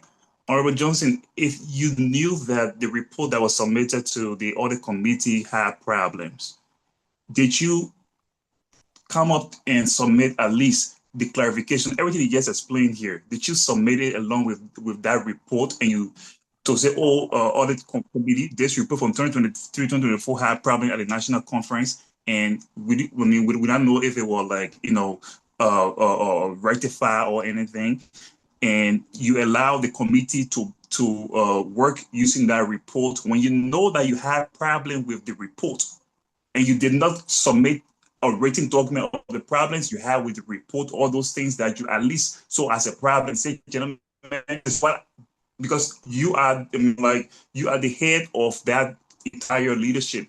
So whatsoever that wrong that happened within that leadership, it will reflect on you. And I see the points that you have raised. No, wait, Okay, go ahead. please, I let me did. just To answer your question, I provided. And let I me did. just I finish, even went let me just beyond. finish first, sir. Okay, go ahead. Can I finish first, sir? Go ahead, Yeah. sir. At least you should have a company whatsoever that you had, the problems you had, and say, gentlemen, this is the problem I had. They yell, audit committee, please look into it. But I believe that the audit committee has acted upon the reports that were submitted to them. And even if they did not call you for cross-examination, it's because they did not see the need based on the reports that you submitted to them. Okay, so if you have personal problems with people, at least, sir, you should have said, oh, gentlemen, down my government, I know what happened inside. So they report here a high problem.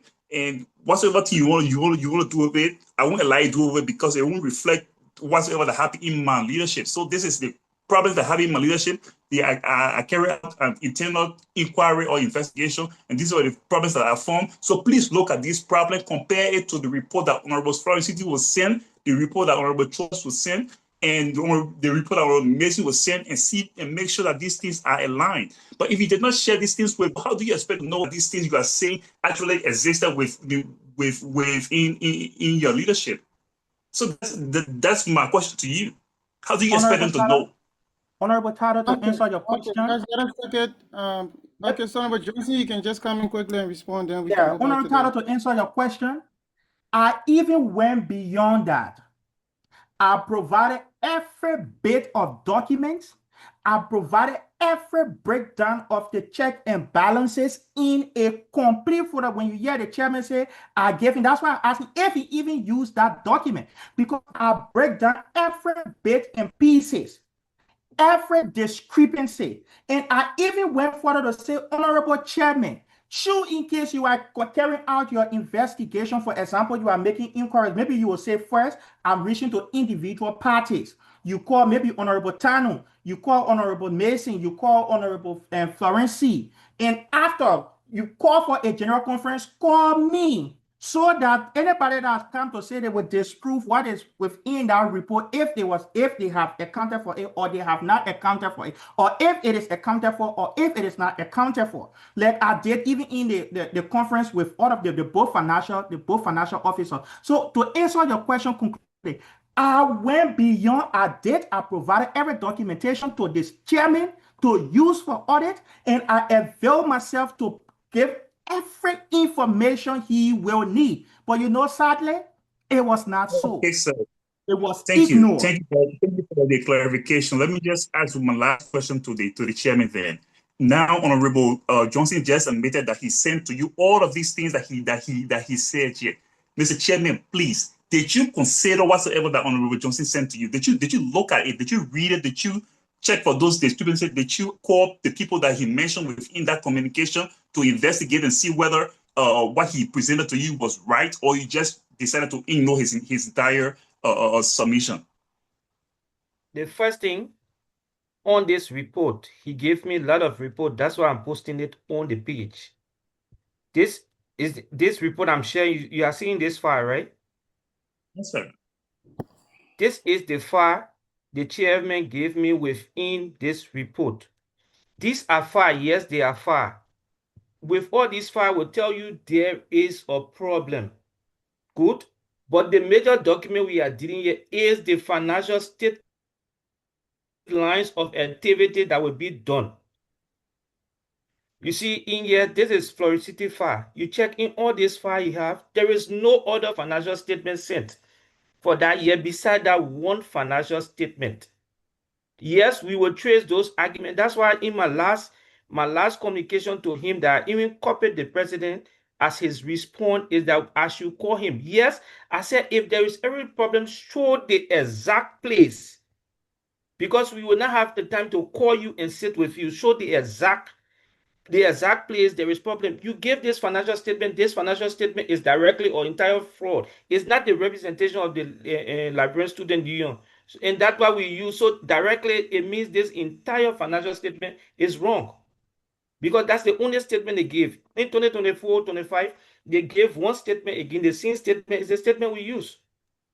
So if even you saying there is problem, okay, for example, the whole committee, the whole leadership give a financial statement. You say, okay, we raised 50,000. The financial statement say there is 30,000. Yes, you raised 50,000. I will ask you the question of whether a query, there is a query of 50,000. The statement is saying 30. You don't go by the statement, you go by the financial that all of them submit. So there were the problems. Honorable Chairman, the names attached to these, to this audit report, these are people who have a life ahead of them. Okay, yeah. So if some bring problem to you and say this is what I think happened during my leadership, at least you should have done them the justice of inviting them to explain exactly what they mean, what the report say, what you want me to see in this report. At least carry on an investigation into what they submit to you. If he submitted this and you saw Honorable City name in it, you call Honorable City, or you saw Honorable Town name in it, you call Honorable Town and say, Honorable Town, I saw your name in this report. Can you clarify on this? Can you at least do them some justice so that tomorrow when the name get out there, when this report get out there, they can know what they mean, how to defend themselves. But I should be very honest. I'm highly dissatisfied with the report, and I don't know how to even say right now, because I expected a lot, and this has been hanging over the entire leadership for a very long time now.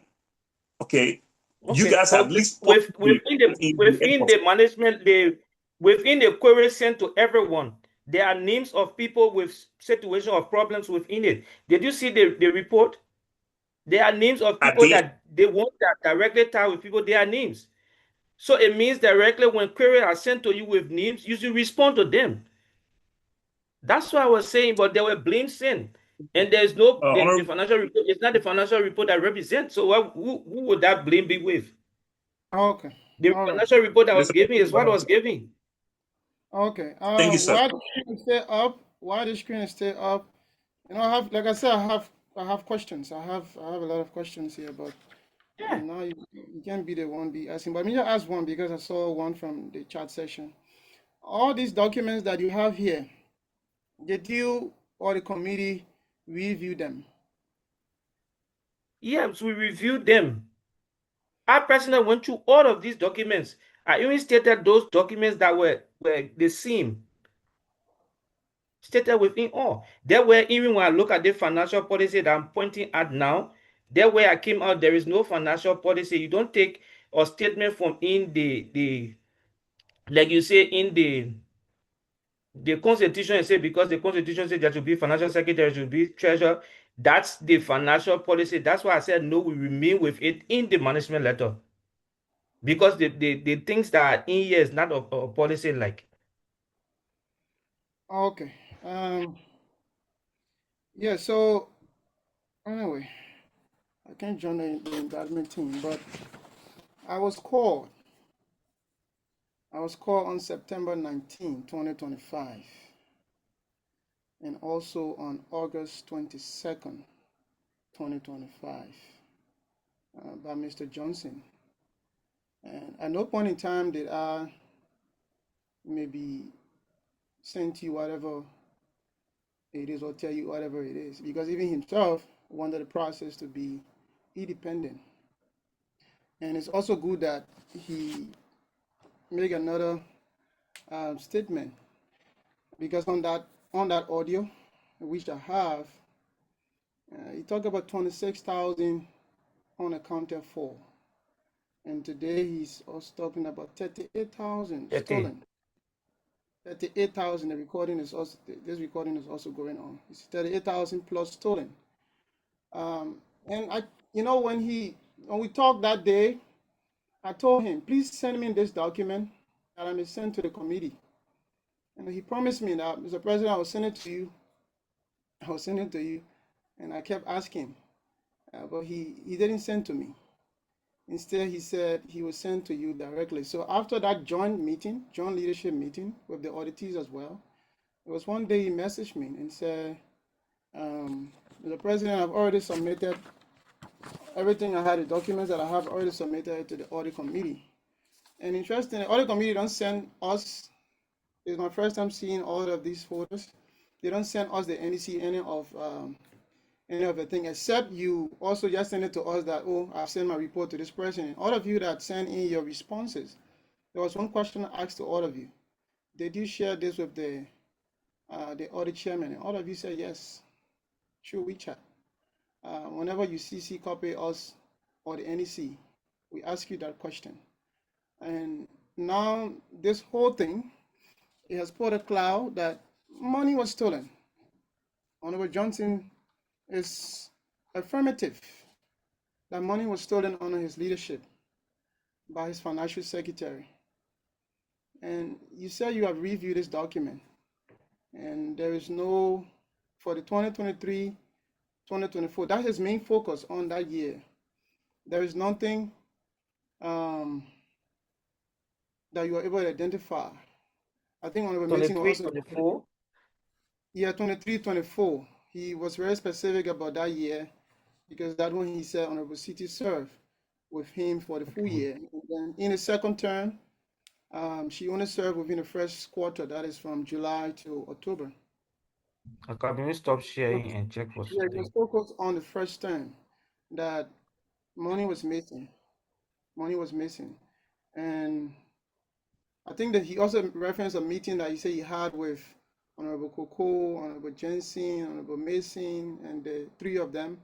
During that meeting also, I think there was another revelation, additional money again that was missing.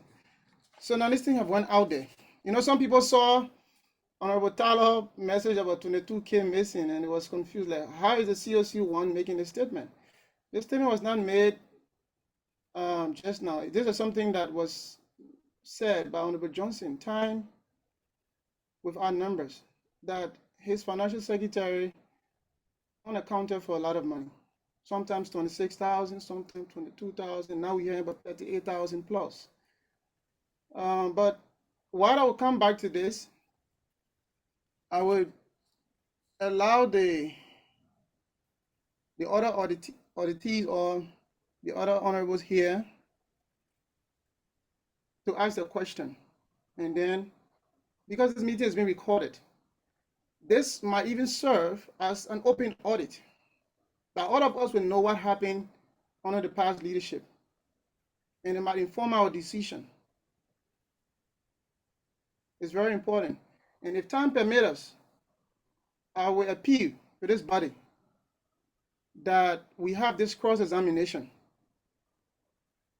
that we give Honorable Johnson a chance, maybe the document he sent a lot, to just go specifically to the main documents that we can just capture some figures and then compare it to the report that was sent by Honorable Moore to identify, even we can identify a few things within this meeting that can also be helpful. We can transfer that to the Judiciary Board. Maybe for further. Mr. President. Yes. Mr. President. Yes. I beg you, before you continue, please. I want this to be clear because we are recording everything. The financial statement that was given to the audit committee, I need Mr. Johnson to please be clear.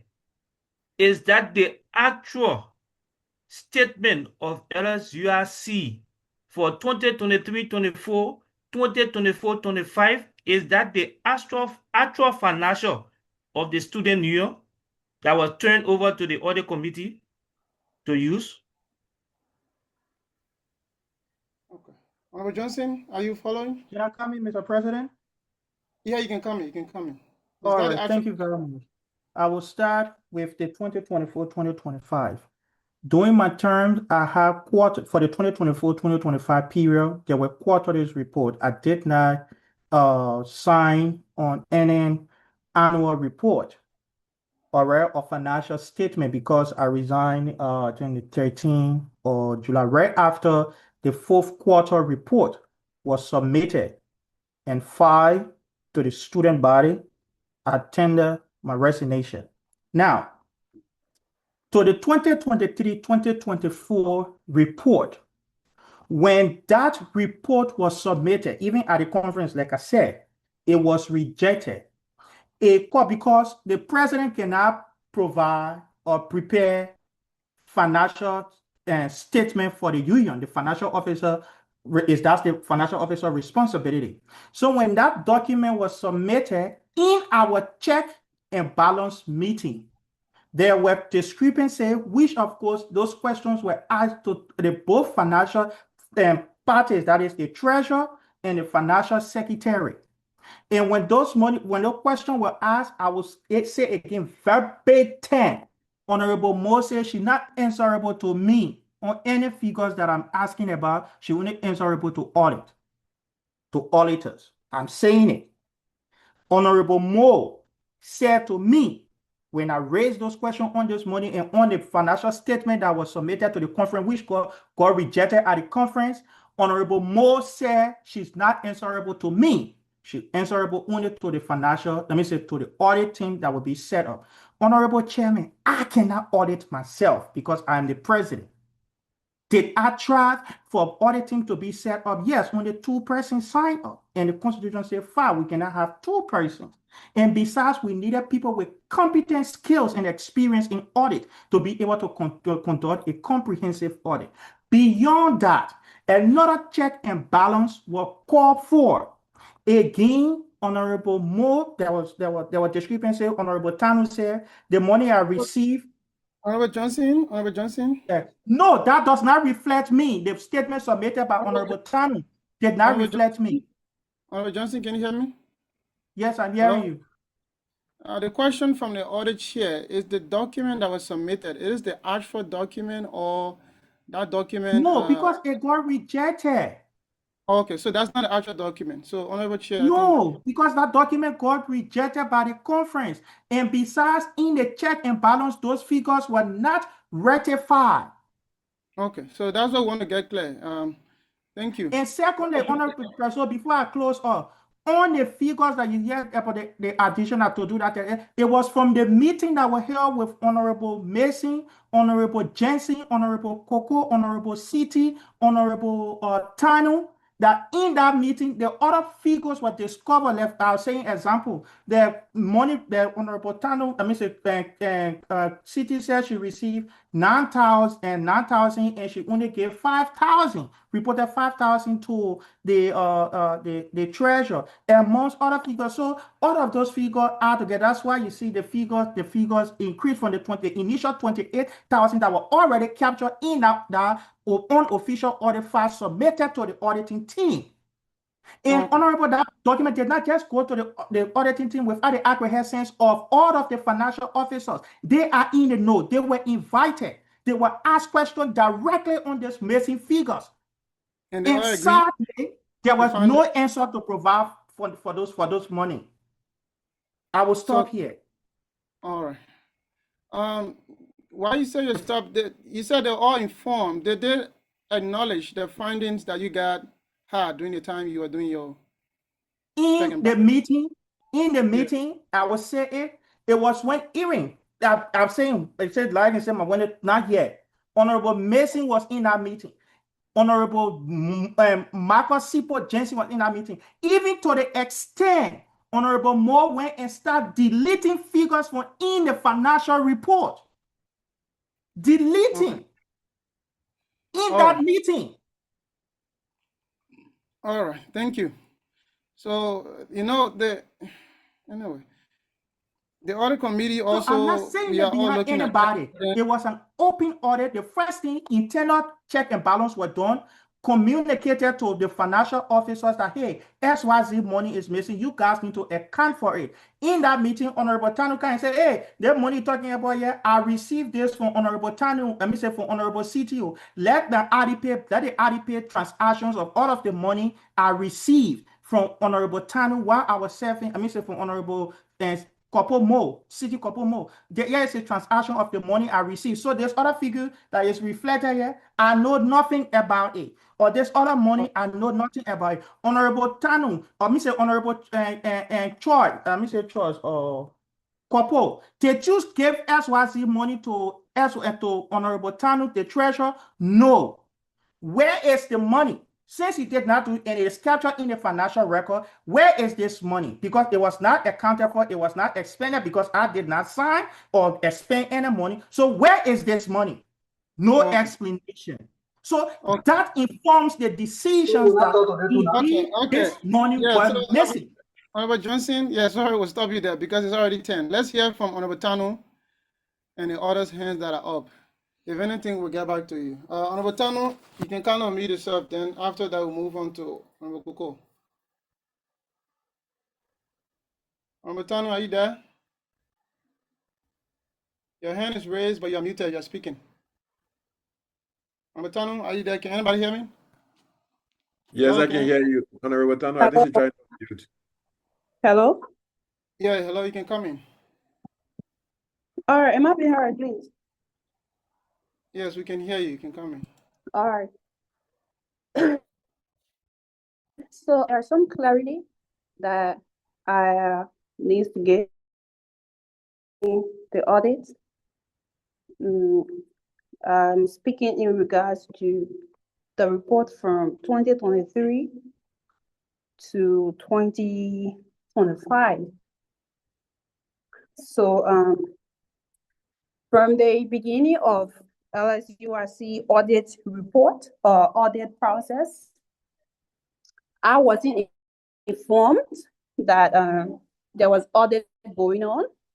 I say this in regard as to made by the chairperson of the audit. He said that there was for 2024, 2025, there was no documents presented to him to carry on audit. That was the reason why he didn't audit that time and he called for a meeting. However, during the time that the audit chairman is talking about, I can remember, he sent me a message. I want to be very clear. I will go strictly, just give me a second. The date that he sent me a message, I was audited November 2nd, 2025. And I responded immediately. I accepted his request.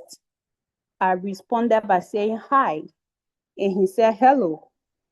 And after that, he didn't say anything. And then I further responded again by saying hello. And then he went by saying, I'm the chair of the audit team that is in charge to do an audit of the union activities from past to present. And I sent a question mark. So after I sent the question mark, I didn't receive any feedback or any information from the audit committee or from the audit chair. So I received another communication on the 4th of 2025, the 4th month of 2025, the 10th. I received a communication stating that, hello, Honorable, attached is an invitation from the audit committee. And the audit reads, I'm going to be very low. I'm going to be very detailed with everything because I know I stand in this audit as a center point or as a focus that everybody has his own, that I stole LSUIC money and I cooperated with Honorable Johnson. So I would ask for everyone patience to clear my side, to give information that I know about, that I'm aware of, that transpired from the period of 2023 up to 2025.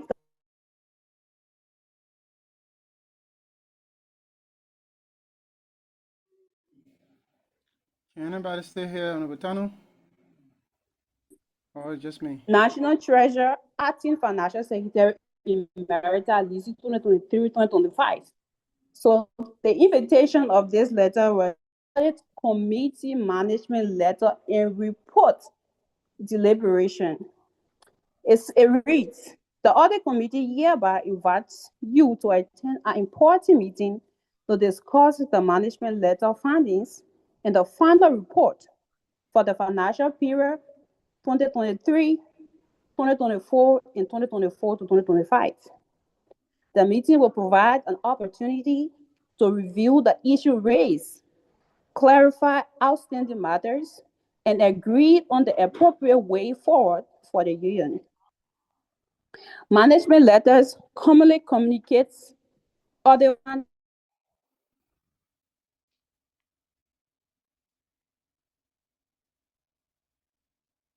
Botano, your line is not helping us. Can anybody on say? that. We will appreciate if you can submit all financial documents, all records of the period on the audit before the meeting date to support any statements to report.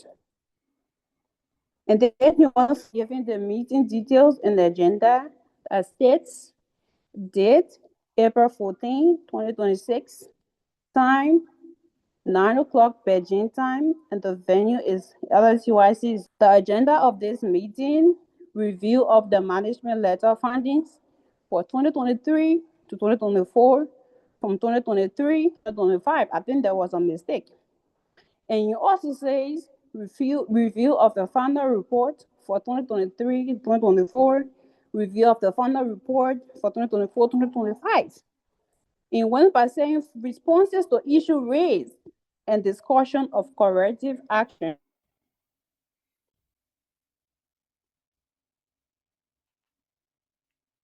Hello, Botano, are you still speaking? Those are the things you are saying within the transitional period. We can take account of it. Hello, Botano, are you still there? Can anybody hear me? It is for me or? You're very loud and clear from her. I think it's from Loud all. and clear. I think Okay. it's a network. Okay. Amazing, yo. All right, so while we await her, we will take Honorable Coco. It's after 10 o'clock. We will try. LSUIC, I will plead to us that we stay here for this course. I'm sure many of you are already doing your TC defense and all of that. So let's stay here for this course today. Honorable Coco, if you are there, kindly unmute yourself. Anyway, recognition, Your Excellency. I hope I can be heard loud and clear enough. Yes, we can hear you. Good. So, like I said, my points or my questions as they may go around will be very long, like Titanic. You've given lots of time to lots of people. I hope you grant us that same mercy as you did. I'm not well versed into finance and stuff, so I don't speak much about it. But I will premise my questions as I pose to all of the auditees and the different leaders in government as we go. I must say, people who do professional work, they don't delve in the rhetorics of propaganda. And the audit don't care about the schemes and the games that are involved within the perilous waters of propaganda. What you deliver to them as official report is what they work with. They are professional. They don't play those games. And as such, we must take note. So spending years and months in boxes, etc., and on platforms, spewing what you can spew to enhance and feed off the ignorance that lies in the court of public opinion, do not feed into this process. Yeah, Hello. I'm speaking. Somebody's already on the floor. Just wait, we'll get you back. I think I was stating what happened, but then I went off. Yeah, just someone's on the floor already. Just wait. Good. Someone's on the So floor. one of those who criticized the 2023-2024 operations, I'm still speaking. Am I to wait? No, go ahead, Honorable, go ahead. Good. Someone's phone ringing, is it me?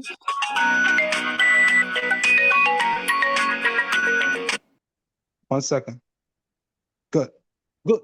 So, like I said, and the president made a statement. He said we should come here and quiz the audit. No, the report has been done. The NEC will take that report and file a case to the JB, and these auditees will appear there to get quizzed, and they will receive justice, and the student body will know.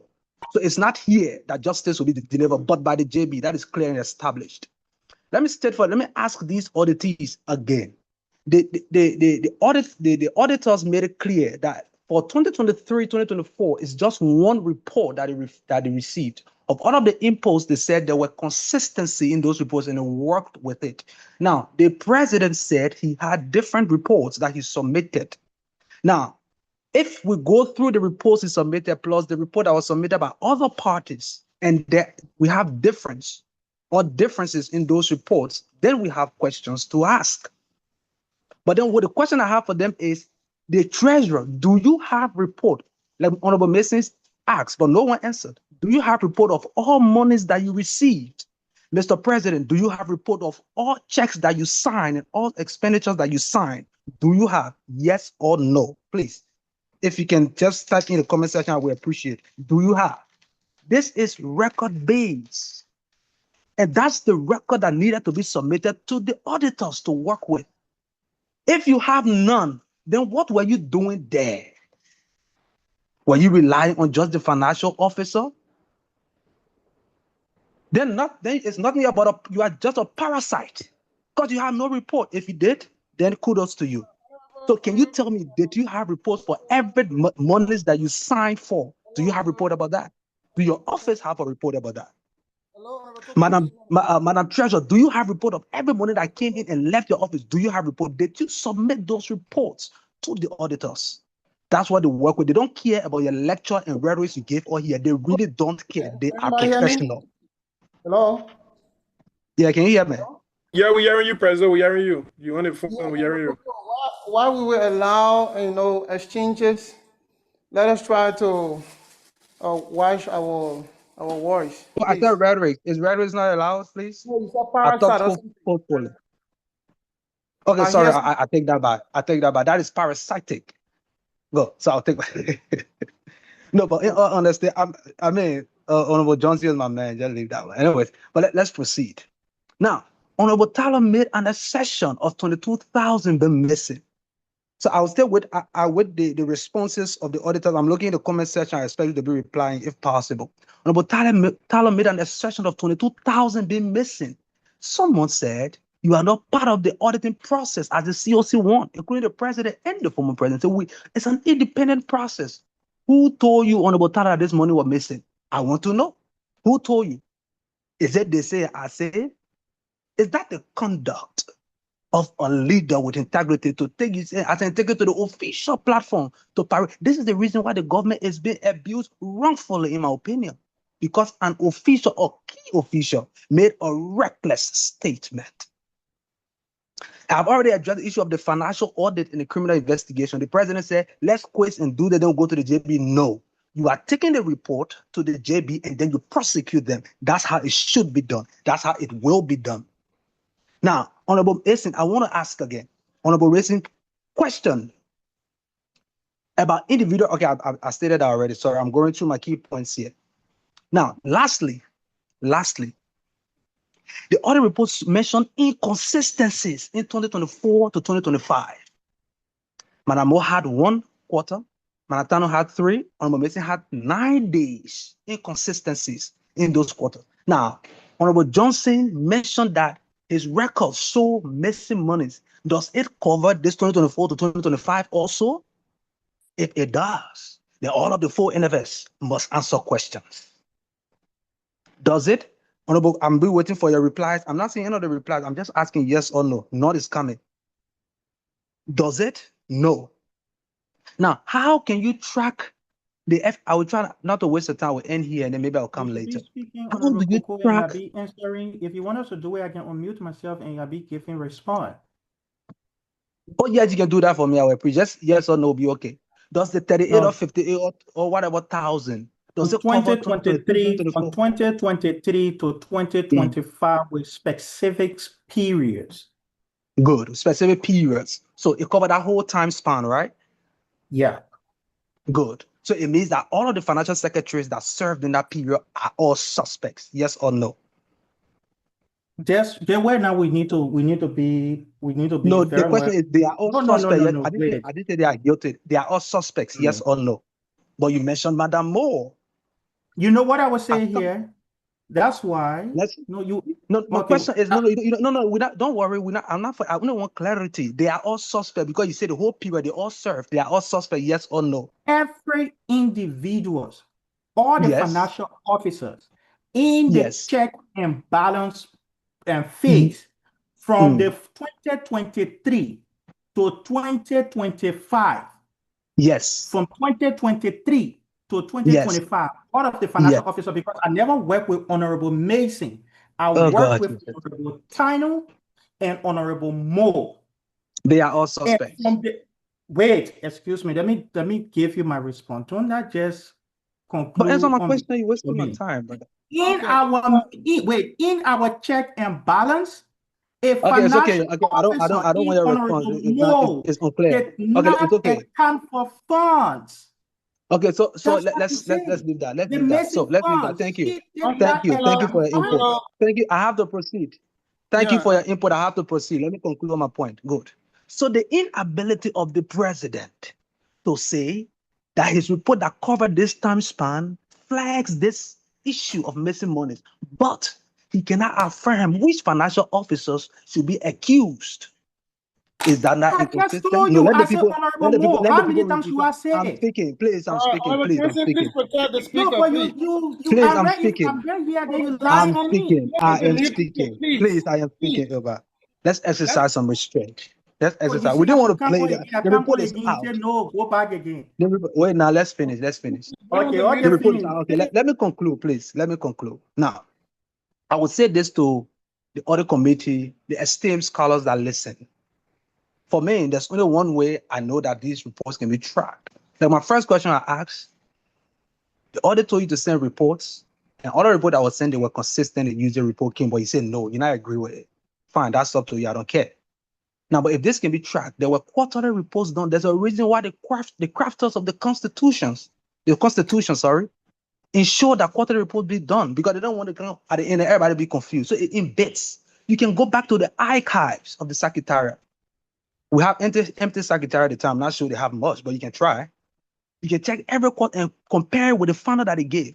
You can find the discrepancies and find them out, and then you can boot out those criminals when you find them, whoever they are.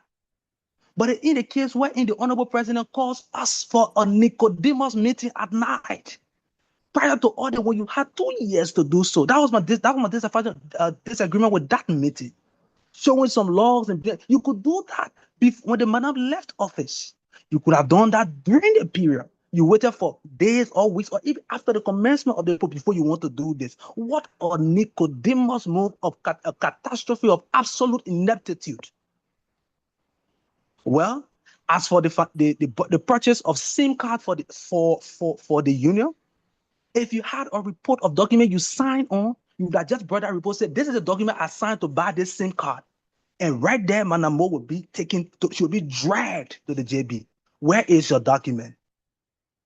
They are out of the two, a mistake or just ineptitude. You answer. Thank you. God bless you. Okay, thank you. Quickly move on to. Can I get my answer to the question? No, but let's. I'm asking no question. The question I yes, there are documents, and because your hand is in the court. Sorry, I'm sorry that I have to meet you. Sorry. So let's take Honorable Lovely, and then we take Neves. These are the two hands that are up. Then we will bring ourselves back into the session. Honorable Co-Chair of the Program Planning Committee, Honorable Lydia. I think I forgot my question. Okay, remember you can just send in the chat session, no problem. All right, let's take Honorable. I was going Neves and say no that Neves. So you're going Nathaniel. Can you unmute yourself? Thank you, Mr. President. Anyway, I'm Neves. Yeah, my concern has to do with the situation, the issue of coming to have another meeting again on this one audit report. Now, the JB, not the JB, but the past leadership was asked to submit their report. They submitted the report to the auditing committee. The audit committee, when they did that auditing already. I think now what we should be discussing is the report from the audit committee should be forwarded to JB through the AEC. Should send a formal complaint against the past leadership based on the amount of money that has been Exactly. missing. Then from there now, if no resolution, maybe you get forward to the embassy. Instead of coming again to be hearing for the board, arguing, we just spend the whole night doing nothing at all. So I really think what should be discussing now, the institute should write a JB based on the audit report hearing, on the audit report, and then when the JB can come out with resolution, or I mean, no here, no there, then forward to the embassy, or legal authority taking against the people. I think I'm going to say what now. Thank you, sir. All right. Thank you. We move now to hear from Honorable Florence C.D. K. Moore. Honorable Moore, if you are there, kindly unmute yourself. Let's hear from you. Good evening, everyone.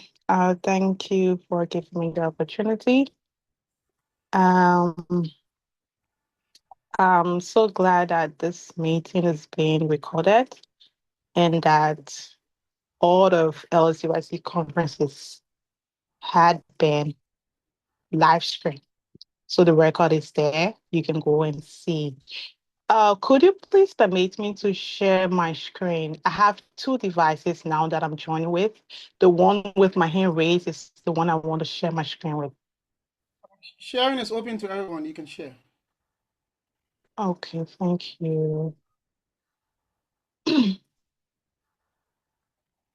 Okay, so this disclaimer, yes, that's the word, English word. Disclaimer about Jinsu Treasury account.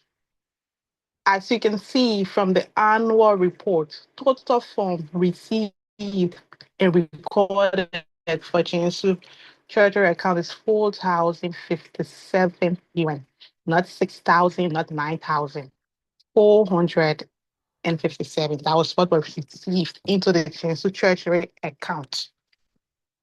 And now moving on to the management letter that was sent to me. This letter has been read over and over by the previous auditees. So I would just go through with my response. So concerning the financial policy for 2023-2024, best to my knowledge, there weren't any official financial policy that we had to work with. And also for the loan, there was an official loan policy that we had.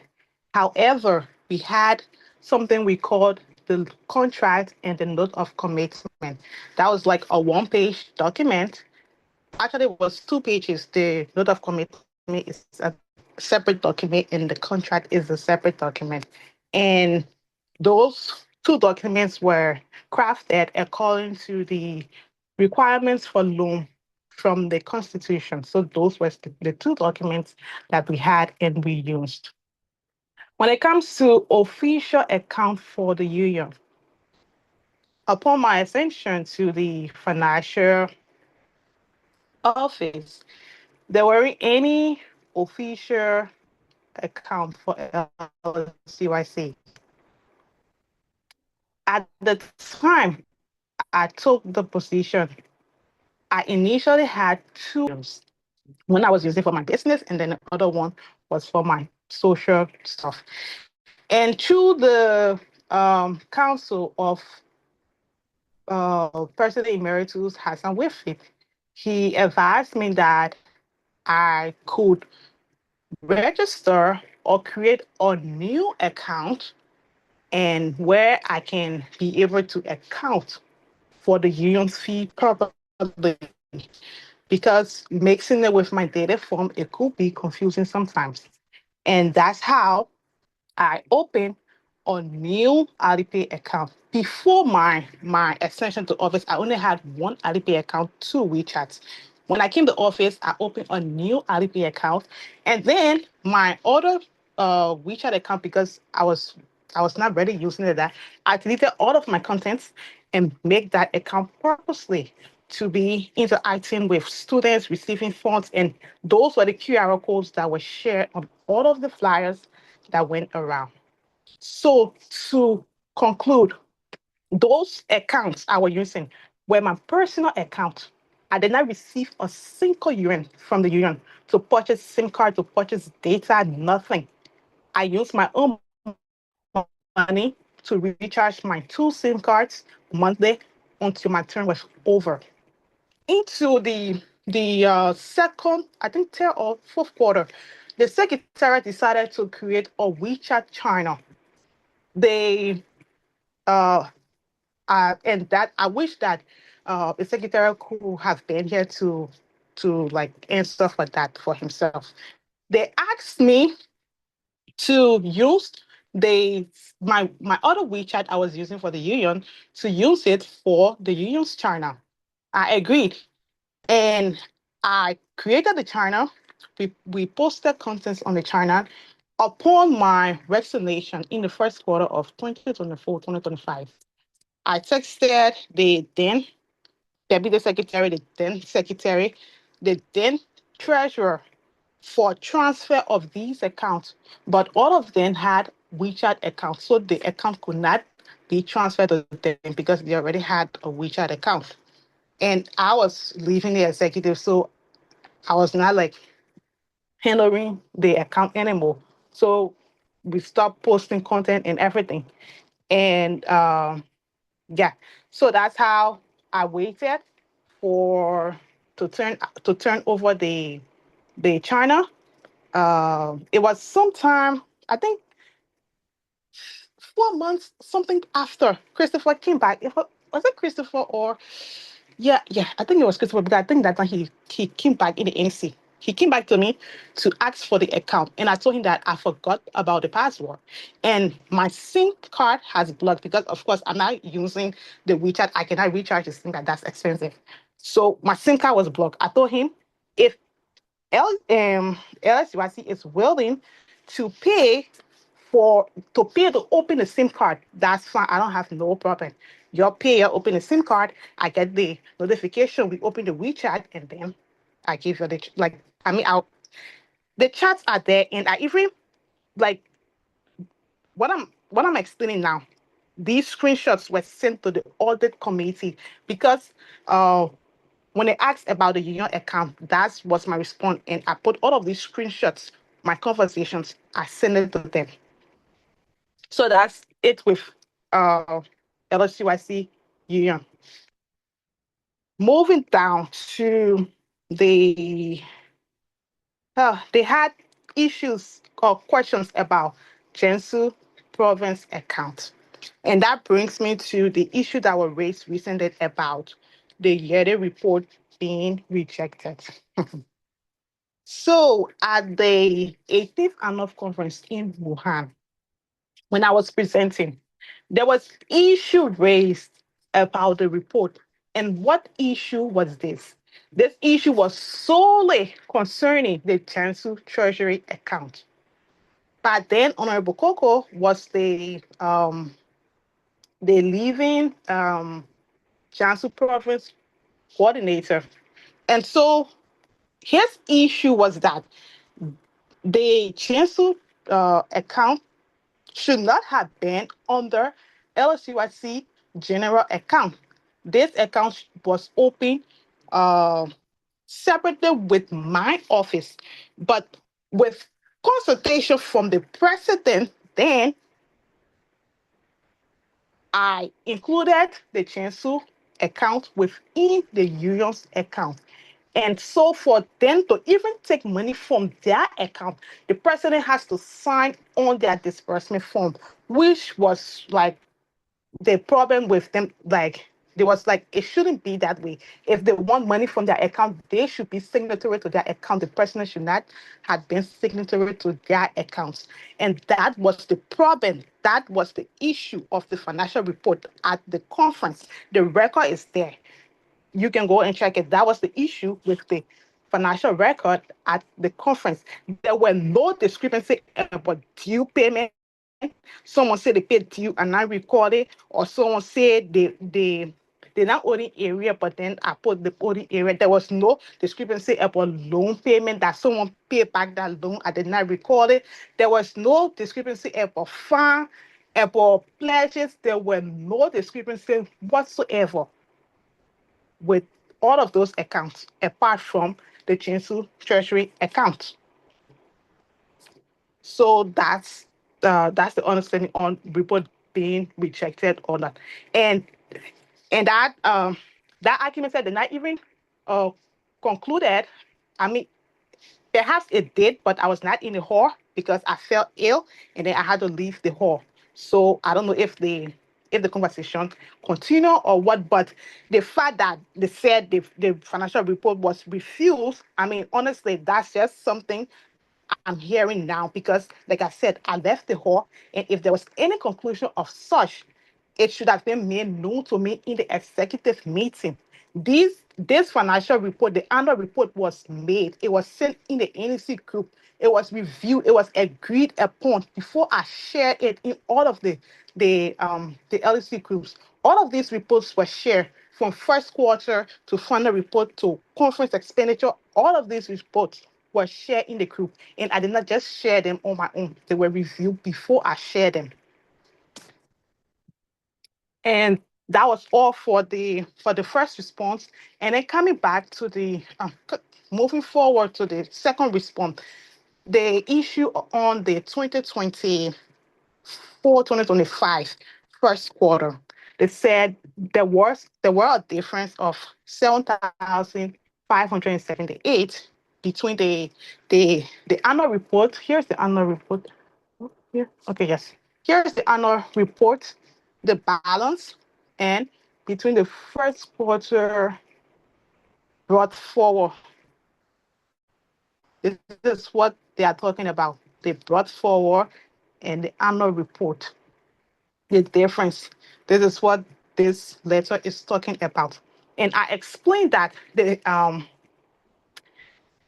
brought forward balance was calculated after the conference expenditure report. So this report, this annual report,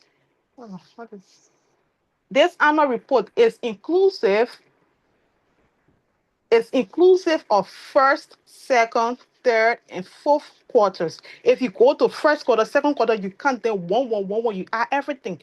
It will give you the value reflected in this report. So this report was submitted at the conference. Now, after the conference, this was the report that was made for the conference. This report was also shared in the WeChat group. These are the expenditures that were made for the conference, all the small money that was spent, everything. It's here, the reforms, everything. This is the report that was made for the conference expenditure, and it was shared in the WeChat group. Now, it is from this report balance that we have our brought forward balance, and everything is explained inside. So this is the simple breakdown. The total expenditure for the conference, the total was 49,958.39. That was the total. But if we see this annual report, we see that there is expenditure recorded for annual conference as 35,000, because this was the money disbursed to the conference committee for the conference. But this amount was not enough. Even I myself, with concern from the president, I'm saying I myself because at the time I had the cash with me and the president was there, and we made payment at the hotel for rooms, additional rooms. We made payment. Though that payment we made that day, it was on the 24th. It's like there. That payment we made was not included in this annual report. It was not recorded in this annual report. It's after this annual report that payment was inclusive in this conference report. So including the payment, the fast DD for someone to take and come to the hotel, because they brought like the like when we call it, they went to do that picture thinking. I don't know if everybody was at the conference, but the postcard that we had taking picture, and then the conference booklet that we used, that was paid for like when we got at Wuhan. Like I sent all of it is here, like all of that is in here. Those expenditure, everything together came to 49,900 and some more. And then we had income for the conference, including the conference fee, including the conference fees. These were the incomes. So now you see we have turnover balance. For the turnover balance, we brought the balance from the annual report. And I mentioned initially that we budgeted 35,000 from the annual report for the conference. So we offset that, and then we have a balance of 14,000. Like the excess conference expenditure from this 35,000. So now if we offset this balance from our brought forward, and now we have our new balance, which was this. So this new balance now, because we had income, that is the pledges that were made at the conference, that fundraising that we had that very day, what people pledging this, pledging that, paying money, the money that was paid, the cash that was collected was this amount. This amount was the this amount is the conference, the money that will pay for conference fee, but it had already been reported in the report. If you see here, we have total income for 22,000. So less this 15,000, which was recorded here. Where is it? Sorry, income. Here, conference fee. It was recorded already. And so we offset it from the total income. It gave us the balance of 7,380. So this was the actual income apart from the conference fee. And so we added it on this amount to give us this, our turnover balance. And due to the pledges and everything that was made, it was 840. So this is our turnover balance. However, this 840 here, it was explained in our conclusion. It was explained in our conclusion that the total income in USD from conference support has yet to be received through the Office of the National Financial Secretary. 400 USD from this amount was deposited into the president's account and is expected to be paid to the union on November 27, 2024. The remaining 350 USD is still with the conference committee and is expected to be turned over in due time. Hence, the fiscal year 2023-2024 turnover balance is 39,376.41 RMB and $100 US. Outstanding receivables are 400 USD from Honorable Jacob Cephus Johnson, National President, and 350 USD for Honorable Crystalline Adesua, Chairman 2024 Wuhan Conference Committee. A deficit of 406.89 RMB is to be paid to the conference committee. This report was shared, and the amount I talked about for the accommodation, I stated it here, payment for hotel accommodation were made in 2 installments. 1,900 was paid by the committee chair lady on July 2024, and the balance of 7,740 RMB was paid in cash by the National Financial Secretary and the National President on July 25th, 2024. The committee made the initial deposit loss of 1,000. If some of us was here who was at the conference, the hotel was changed last minute time. This was the deposit loss because at first they paid 3,000 at the hotel, but the hotel only refunded 2,000. This is the loss we are talking about. And this one, we said the Academic Excellence Committee purchased the Achievers Award the cost of printing 23 awards was 805 RMB. These expenses are included in the budget line D, honors and award. So the 7,000, maybe exactly my numbers. Where's this one?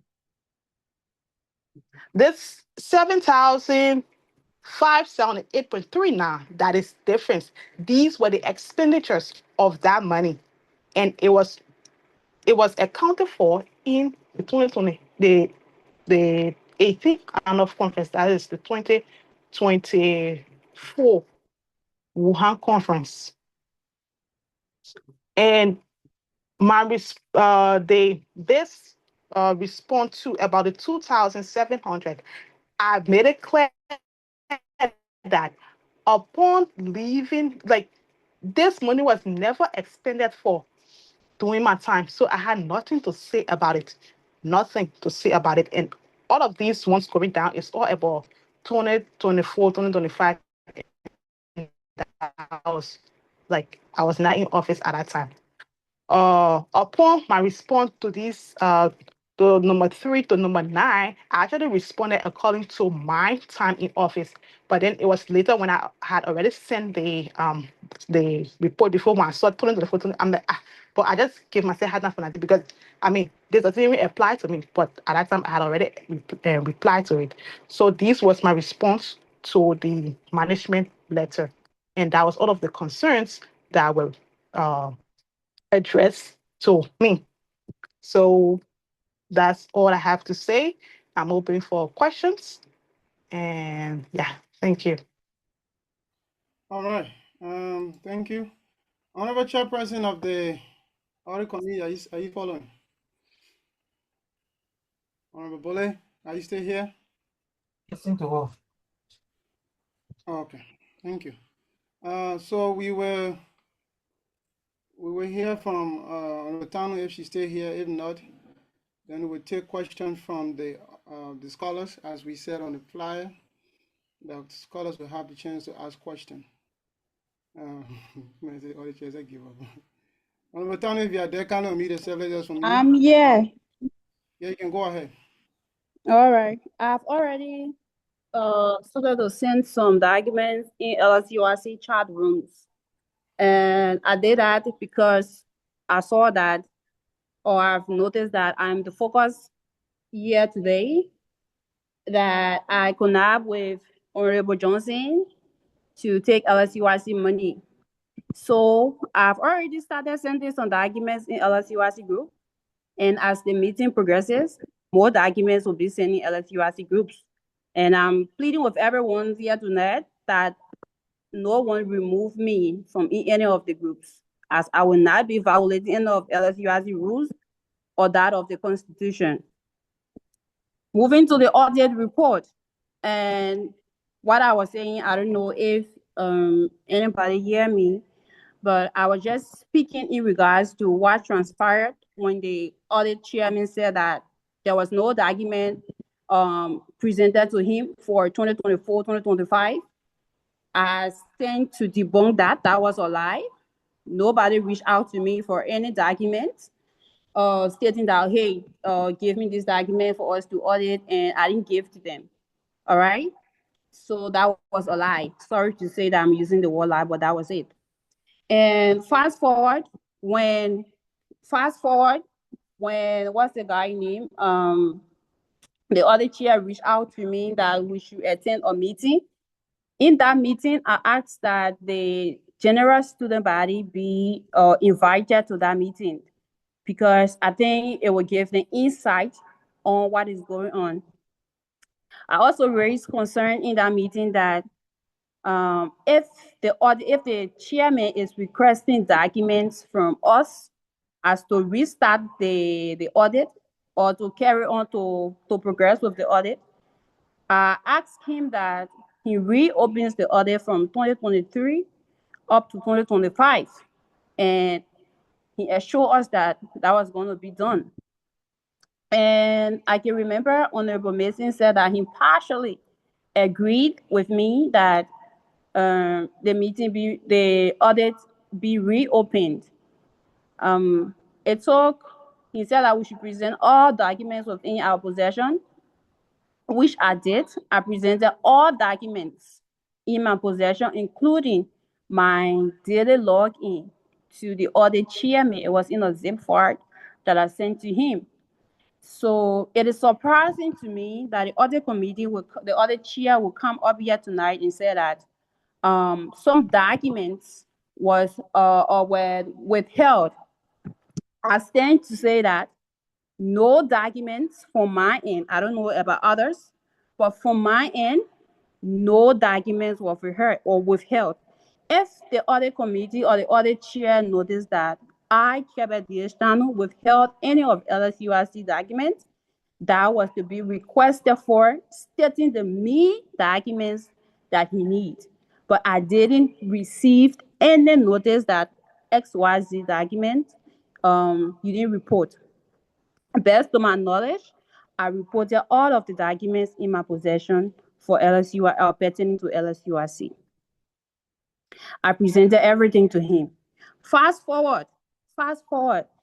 During the end of 2025, that was in August, when I reached out to Honorable Johnson that there is an issue with LSUIC funds, and I'm urging that we invite the former financial secretary for clarity, in order for us to give clarity to the funds, because I work along with her and I cannot give clarity without her consent. So it will be prudent enough that we both sit on a round, or three of us sit on a round table to give clarity. That was how internal investigation started. When the internal investigation started, it was clear that some money was missing and was unaccounted for, that needed clarity. And the clarity that needed to be given were to be given by Honorable City and I. So when the meeting was called the first time, because we have our financial group, when the meeting was called, Honorable City said that she won't attend the meeting. And I went on to beg her that she should attend just to give clarity. So I was not even aware that she later agreed, because I fell asleep. So when I woke up, I saw a message in the group that she will be attending the meeting alongside with her witness, which is Honorable Coco. So when I woke up, we joined that meeting, that internal audit. We joined that meeting. In that meeting, we had Honorable Jensen, Honorable Coco, Honorable Mason, Honorable Florence Timo, Honorable Johnson, and myself. When we started the meeting, we did the meeting in bit and piece. We started the meeting on a very clear path. When Honorable Johnson presented the report, that is his findings, he flagged out serious uncounted funds that needed clarity. And the clarity, because I served from 2023 to 2024 as a national treasurer, my duty was to receive funds from the National Financial Secretary and disburse on authorization from the Financial Secretary and that of the President, which I did. If I'm lying, both of them are here, which I did.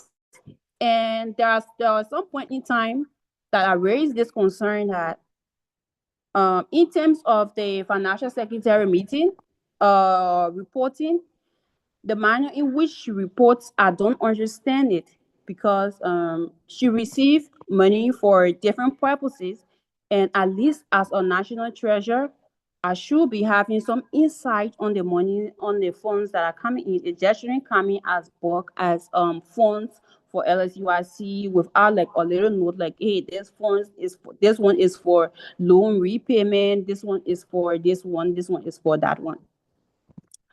So we all discussed that and we laid that to rest. So When we went for the internal meeting, the first place that we started from was from 2023 to 2024, first quarter. During the first quarter, we noticed that there were the forms that came in, that was not the actual amount reported to me. How we got to know that? From the daily login. If Honorable Florence D or Honorable Mason or me give my report, that is our, what's the name, our quarterly report, you won't find any discrepancy in our quarterly report. Where you will understand that funds got missing is from the daily login. You have to check every daily login in order for you to understand where the missing funds or the uncounted funds are found. So if you are unable to see that, how then will you know that funds are missing? I presented my daily login to the audit chair. I don't know for Honorable City. However, during the internal meeting, after that meeting was held, as soon as the meeting went off, Honorable City daily login started, I don't know who deleted it, but everything from the daily login deleted. Honorable Johnson can attest to that. It was shocking to me that why is it a document that is needed for so and so purpose, this document would someone would just delete everything because it was a Excel file. Everything got deleted. This is not like a make-up story of anything. Everything got deleted. That was brought to Honorable Johnson notice. Honorable Johnson notice, and also it was posted in the group, our financial group. To my utmost surprise, Honorable City left the financial group. For me, I could have left, but I said I won't do that until the audit is over. So I stay in the group up to today's date. I'm still in the group. Same with Honorable Johnson, because that was the group created for us to communicate relating to LSUIC finances. So when I saw that all the figures were being deleted and were being misplaced at some point in time, it was shocking to me. In that meeting, during the first quarter, like I stated earlier, there were some figures that came in, but were reported to me that needed to be accounted for. From first quarter up until the ending of LSUIC 2024-2025 2025 year, there was money that came in and I didn't receive it. That should be clear to everyone today. The money that I received were turned over or was accounted for. 2024, 2025, when the first quarter, Honorable City spearheaded that. When I was appointed in September, the ending of October, or the middle of October or September. That was when I was appointed to serve during the second term. When I came, there were some expenditures made. There were some things done that were in the first quarter report. That also happened during the first term of 2023, 2024. All right. So if we are to go into it bit and pieces, let's start from the daily login. But I can tell you to your face that the daily login has been tampered with. Has already been tampered with. This is not something to say you want to pin the other person black, you want to pin the other person blue. All right. The money that I received from Honorable City is there. I presented all of my documents to the chairman. The money that I received during that time, I presented it to the chairman. All of the documents are there. And the chairman said 2024, 2025, there was 7,000 plus unaccounted for. I have nothing to do with it. Honorable City should give clarity to that. I stated that to him. I sent the report in the group. 2,700, I hand that over to Jenny Bonan in person. Jeanette Bonner received the money from me USD. It was not cash. The same way I received it from Honorable City, the 200 USD that I received from Honorable City, and the 2,500 that I received from Honorable Johnson from the embassy, I turned that over. And he said there was no report on that. There was report on that. If you check my report that I sent to you, I stated in my report that 2,700 USD has been turned over. Moving forward, fast forward to Honorable Johnson refund. You asked me about that, and I told you that Honorable Johnson refund, I gave Honorable Johnson refund to him because he requested for it. Even when the financial secretary, the then financial secretary, Honorable Florensky, was still there, he requested for the money, but the money wasn't returned to him because Honorable City labeled that fund as kind gesture.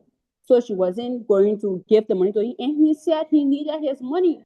So he provided all of his documents to prove that indeed he spent this money on the trip, and it was verified, and I disbursed the funds to him. That was not LSUIC money. That I stated, I was very verbatim. I stated it. I said that was not LSUIC money, and he requested for it, and it was given to him. When it comes to consistencies in the report, like the honorable chairman stated, like doing for the dues, there were inconsistencies.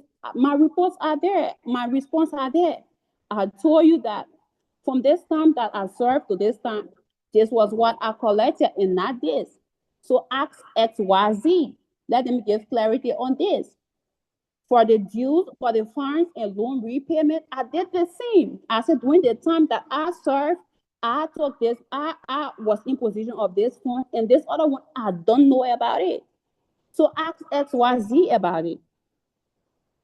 And after that, the chairman didn't get back to me or to anyone until he came up with his final report, which is the one that he termed as audit report. So I said to myself, how will you ask us for some pieces of information? We provide them, and you are not able to call us, the auditees, for a general meeting to give clarity. How then did you come up with an audit report? So for me, I said that no one will use me as a political what XYZ to score political goals. So I think what I can do moving forward for the betterment of myself and that of my name and my family name, everything that is in my possession pertaining to LSUIC and what I know of will be shared in LSUIC group. Maybe from there, other people can read through it and see through what happened. So I also share a piece of information in the group currently, a screenshot in the group currently. That screenshot, you will see offset balances. That's not from me. That's from Honorable City. All right, that's from Honorable City. That's Honorable City's screen. When the internal meeting that we held, that was the report that she was reporting on. How did that offset balances keep in? It came in after the flag on accounted funds was raised. So if you want to know how much got missing, the offset balances should tell you how much got missing or where is it. Where is it? Nobody should tell me like I don't know about it. So the offset balances are there. You can check it. That's not for me.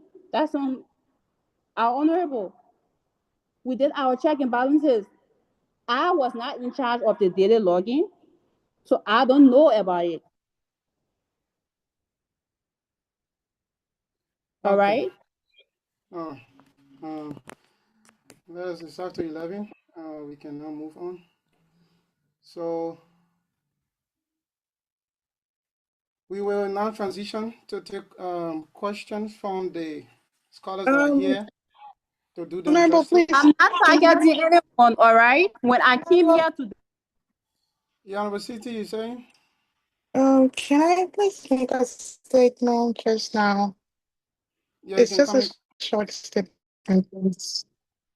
Okay, so about the screenshot that is being referenced, that is in the group chat, is saying the offset balance is 725. This offset balance is the $100 that was paid to Honorable Johnson at the conference that he received from the pledges that he was yet to pay to the financial office. This exact offset balance here was that offset balance 725, which was $100 RMB. It was this offset balance was for Honorable Johnson, the president. It was referencing that he had 725 yet to be paid to the financial office. This is the offset balance here of 725 that is being reflected in this budget. Like I said, or like they are saying, the recording is there. So we can go back to the recording and have clarity on this 725. All right. Okay. Thank you. So at this point in time, we will not take any auditee again. We'll now, taking them as in exchanges. We will now take the scholars that are here that have sacrificed the time to be here till now. So you have all listened to all the parties. Please, if you have any question, kindly raise your hand. There is a feature here called React. You're having a love emoji. Click on it, you will see raise hand. You can raise your hand and ask a question. After the meeting, the NEC will convene and engage the Judiciary Board and the Council of Coordinators. But let's get questions from you, the scholars.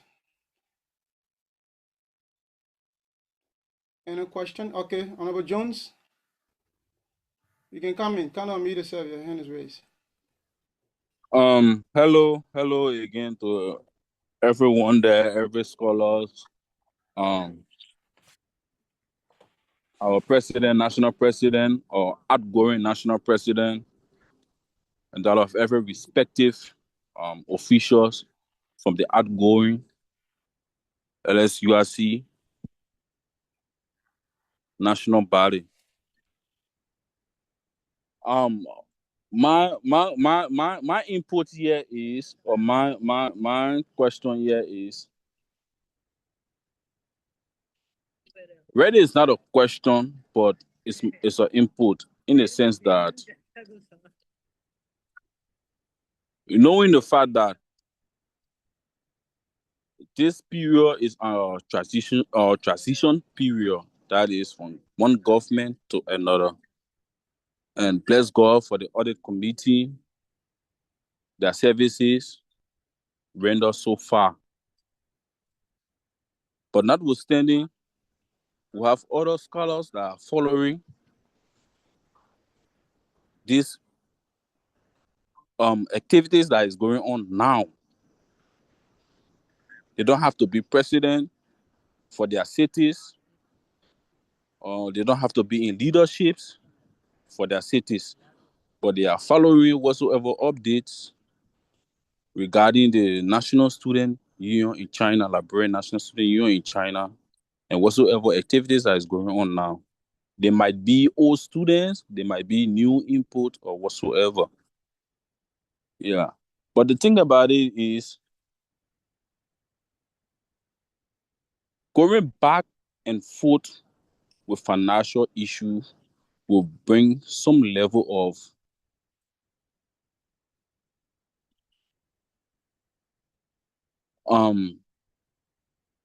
insecureness, most especially for that of these scholars that are new or will be new to the union or to the body. What in, for example, new scholars just joined this meeting and seeing or hearing this kind of inconsistencies when it comes to financial reports, back and forth, be it messaging, be it reports, just inconsistencies. It may create some kind of inconsistency or insecureness for them being impacted or contributing or evolving into the new leadership that will take over. Because for the old leadership, yeah, they have already been expired. What are these present financial report? Print them white or print them black. They have already been expired. But now we are looking up to the new leadership that will come in. And these new scholars that will be part of this new leadership, or they may not even be part of this new leadership, but they are yet then stay part of the union, be it nationally, be it provincially, or cities level. Listening to these kind of inconsistencies when it comes to financial activities or financial report, it brings some kind of level of insecureness to them that perhaps our money is not secure. What's the way What are forward, we sir? spending our money for? Yes, So sir. What's the way this is forward? not, just to push forward. This is not a good example or a good standpoint for us right now. So, however it is to climax my input, please, as our union, whether past or present, let us face whatsoever activities surrounding this or misconductiveness when it comes to financial activities at this point and at this movement, that it may be finalized and conducted respectively when it comes to all other inconsistent activities surrounding this issue. Thank you very much.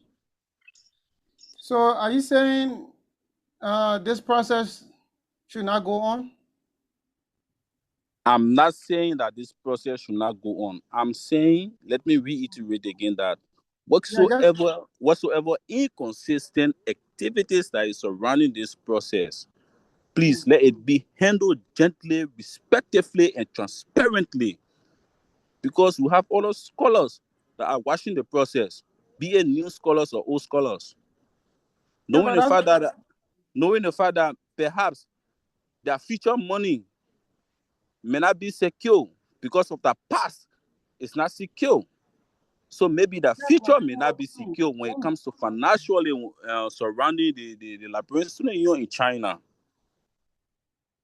so. In short, what are you saying? Whatsoever financial activities that we are trying to handle right now, let it be done respectively, transparently. Okay. All right. Thank you. Yeah, Thank thank you. you very much. All right. Let's hear from Honorable City. Thank you, Honorable National President. And I first of all want to begin by extending my thanks and appreciation to the Audit Committee Chairperson and his team, and also to thank all of the auditees who were present who were present to at least purchase the Audit Committee report or to support them. I want to also thank the past leadership for committing themselves on this line so that we can hear from them. But however, Mr. President, I just want to remind you of something very quickly. I think if you can retrospect, you will agree with me. When Chairman Mao hosted you on this platform, at the time you were vying for this seat that you are currently serving, I asked you a question relating to the issue of accountability and transparency. Will there be an audit for the past leadership to account for the people's money? And you committed to that, yes. So I also want you to not forget that we should see 100% transparency and accountability because it is the hallmark of good leadership. However, like one of the speakers said, I also want to add, Mr. President and other audience or scholars who are also following, there are due payers who are in good standing. They are watching this process. There are soon to be due payers also who are also watching this process. And some of them are going to carry misinterpretation about how the money in our union has been managed over the period of time.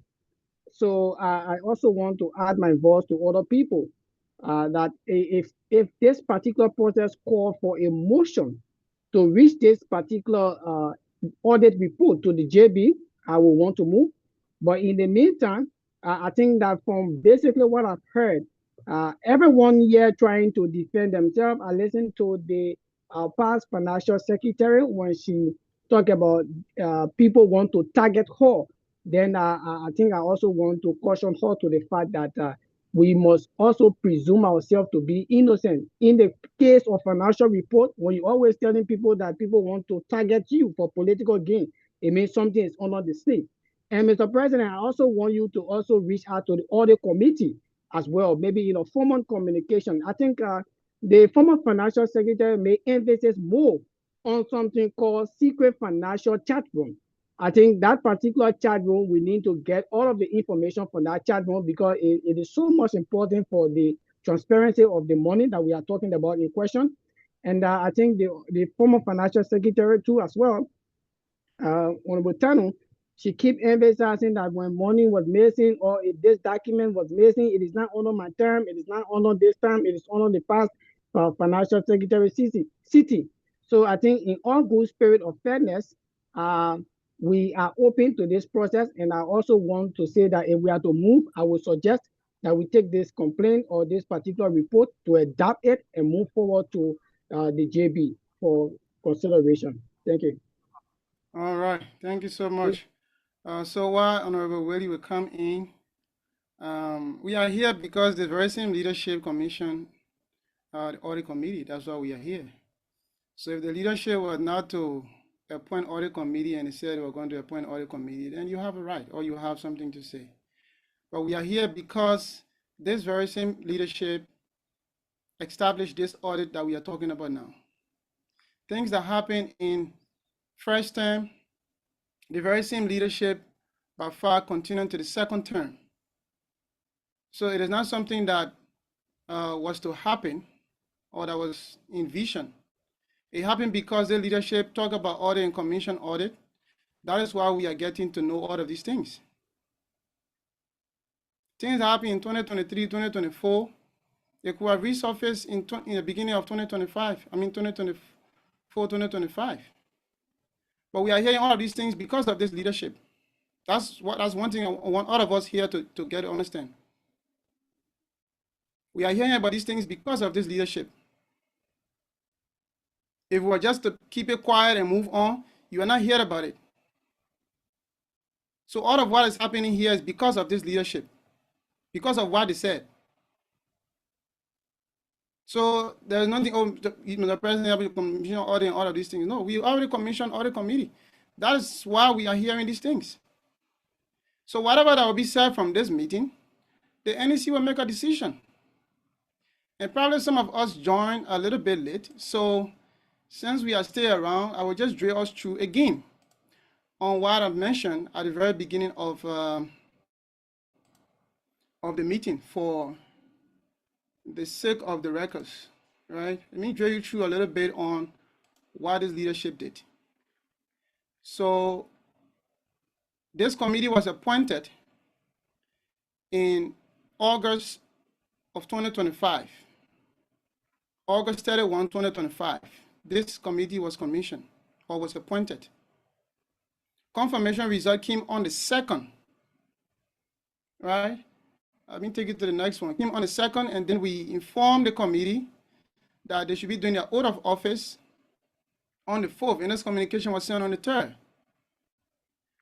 We got a first response from the audit committee when we were approaching the second quarter meeting as to what the committee had done. And this was sent to us on December 26, 2025, as to the progress and challenges the committee is faced with. After that, we received the first management letter on February 19 as to the initial findings on February 19. Thereafter, the NEC invited the audit committee to a meeting on February 21, based on the management letter that we received. On April 2nd, after that meeting, on April 2nd, they released the updated management letter on April 2nd.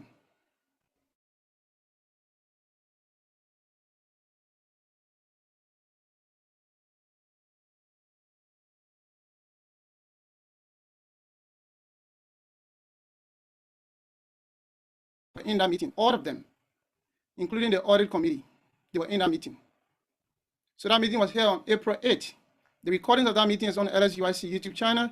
It's just that it's on private. So like this, I can show it, and maybe the next leadership can also see it. So it is there for the records. So after that joint leadership meeting, all parties agree to send in whatever reports they have, right? And then we receive the final reports on June 10 and June 11. This was for 2024.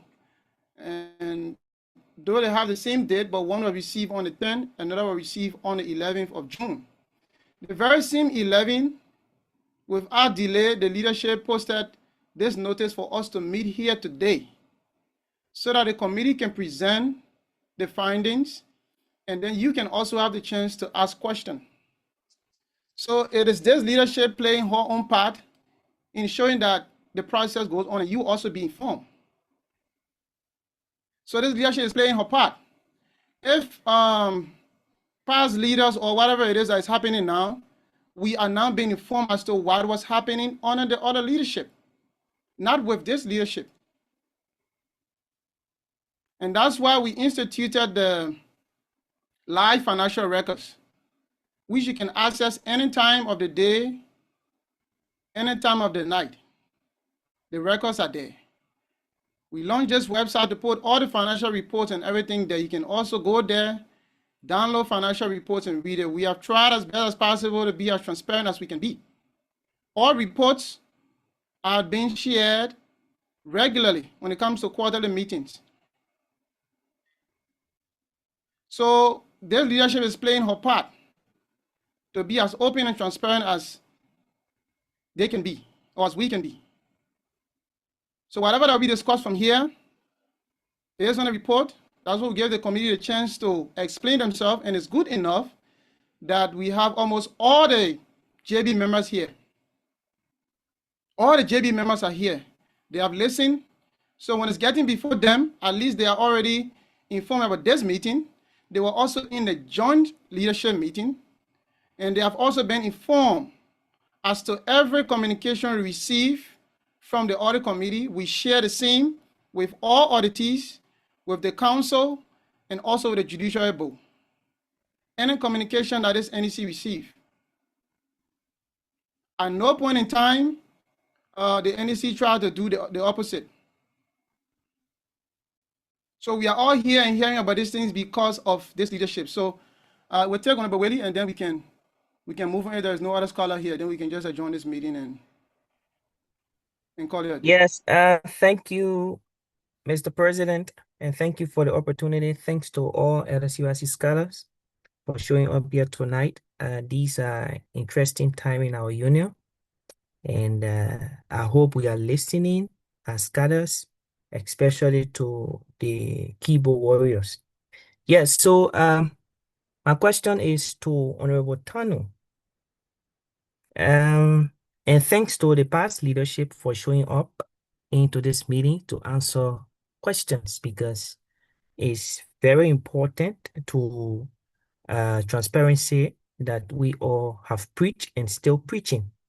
So you said that Honorable CT turned over some financial documents to you before leaving office. My question here is, did you take some time off to carefully evaluate those documents, do your check and balances? And if yes, what did you discover?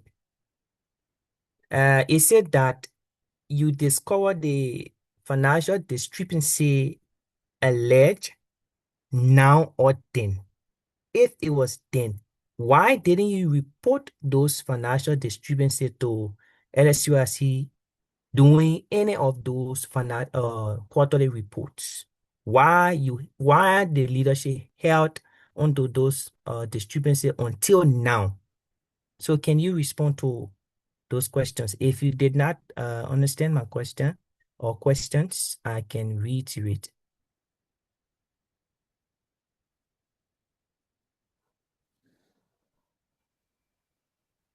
Hello. Is someone still on this platform? Let me Hello? check. Yep. When Honorable City resigned. Honorable City turned over documents to me. The documents that were turned over to me was LSUIC annual report and that of LSUIC first quarter report. All right. So when these documents were turned over to me, there was no discrepancy in these documents as far as I'm concerned. All right. So what I noticed that I took some time on when the then COC1, I don't know if he's the current COC1, that is Honorable Alexander, when he reached out to me for Jiangsu province funds. He said that, oh, Jiangsu province has some money in LSUIC cover that we will be needing. And the money that I know about, when I told him that this is not the funds in LSUIC cover, this is what I'm aware of because this is what the financial secretary sent over to me. That was when I told him that I won't be disbursing that amount, that any other amount that he's stating, he should try to reach out to Honorable City because what I know about is why that I will give to Jiangsu province. So he said that, oh, Jiangsu is saying that this is the amount that they have in their cover. So I said, no, I'm not giving that amount. I think it went on for a couple of months, like I think 6 months. I held onto the money. I said I was not giving the money. So when I reached out to Honorable Florence P. Moore, I asked her that Jiangsu province is saying that they are having XYZ in LSUIC cover, but I'm aware of this. So can you give clarity to that? She said that she's busy with her thesis, and after her thesis, she will reach out to me. So I forwarded that information to what's this guy named Honorable Alexander, and that of the NEC brought that to their notice. So within that time, that was when Honorable City sent her daily login. When Honorable City sent her daily login, that was when I started to take some time off. And I even brought that to the notice of Honorable Johnson. That went on for several months before we could understand that, oh, the money that was reported in the quarterly report is far less than what is in the daily login. That was when we called for a meeting with Honorable City, and Honorable City said that she's not attending any meeting, that the only person she can respond to is this current leadership. So I think that best answer your question. Yes. Can I come up ask a follow-up question? We'll give you 1 minute so that we can take. Yeah, no problem, no problem. I'll be very rapid. I'll be very rapid. Thank you so much. You just said after you had access to the daily login, when did you go through the daily login? Was it after your leadership or it was still during your leadership time that you had access to? Let me tell you, all right, the daily login and that of because some documents were not even turned over to me, all right. I started to receive some of these documents after when I noticed that there were some unaccounted funds from the daily login. That was when I even started to ask Honorable Johnson for related documents. Like, we have XYZ documents. Can you send it to me? That is like for the conference report. Can you send these documents to me? So when he sent those documents to me, he himself took some time off to go through them. What's the thing? So that means we are talking about 2023, 2024 period, right? No, 2024, 2025. I think 2025. Let me just say 2025. The middle of 2025, when Jiangsu province requested for their money, that was when this data logging issue keep me, because I refuse. I say I'm not giving this money because this money is more and I receive less. So I'm not giving this money. So the only way I can give this money, except I receive clarity from Honorable Mo. And the clarity that Honorable Mo was giving wasn't sufficient. That was how Honorable Mo sent for daily logging in order to justify her clarification on Jiangsu province funds. Okay, all right. So for the records, you did receive the daily lock-in in 2025, right? The middle of 2025. The middle of 2025. So that means to say, let's say around June.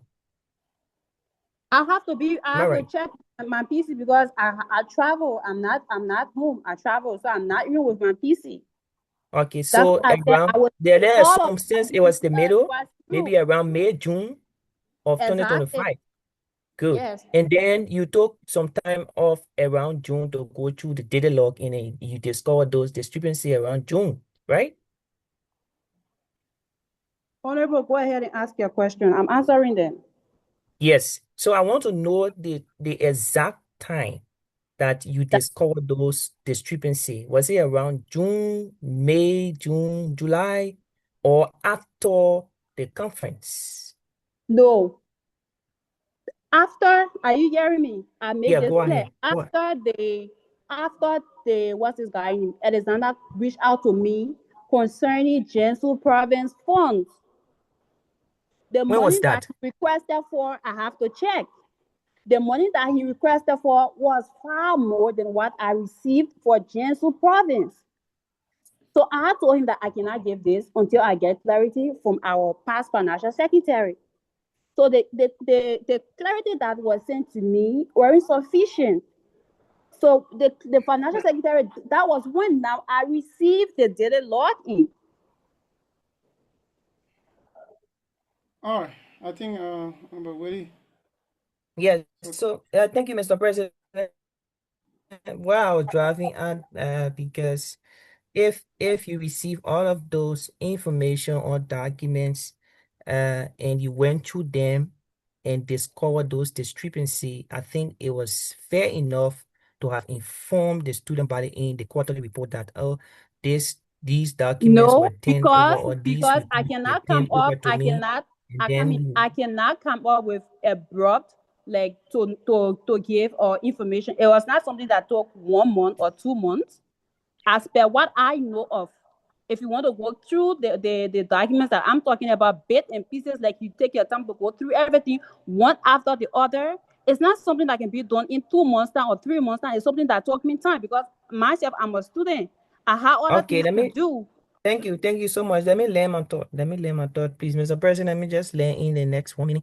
Yes, so even if it took you a lot of time or largely of time to discover those things, I think it was also fair enough in your turnover report to the current financial secretary to have those or discrepancies specify that, oh, we discovered this.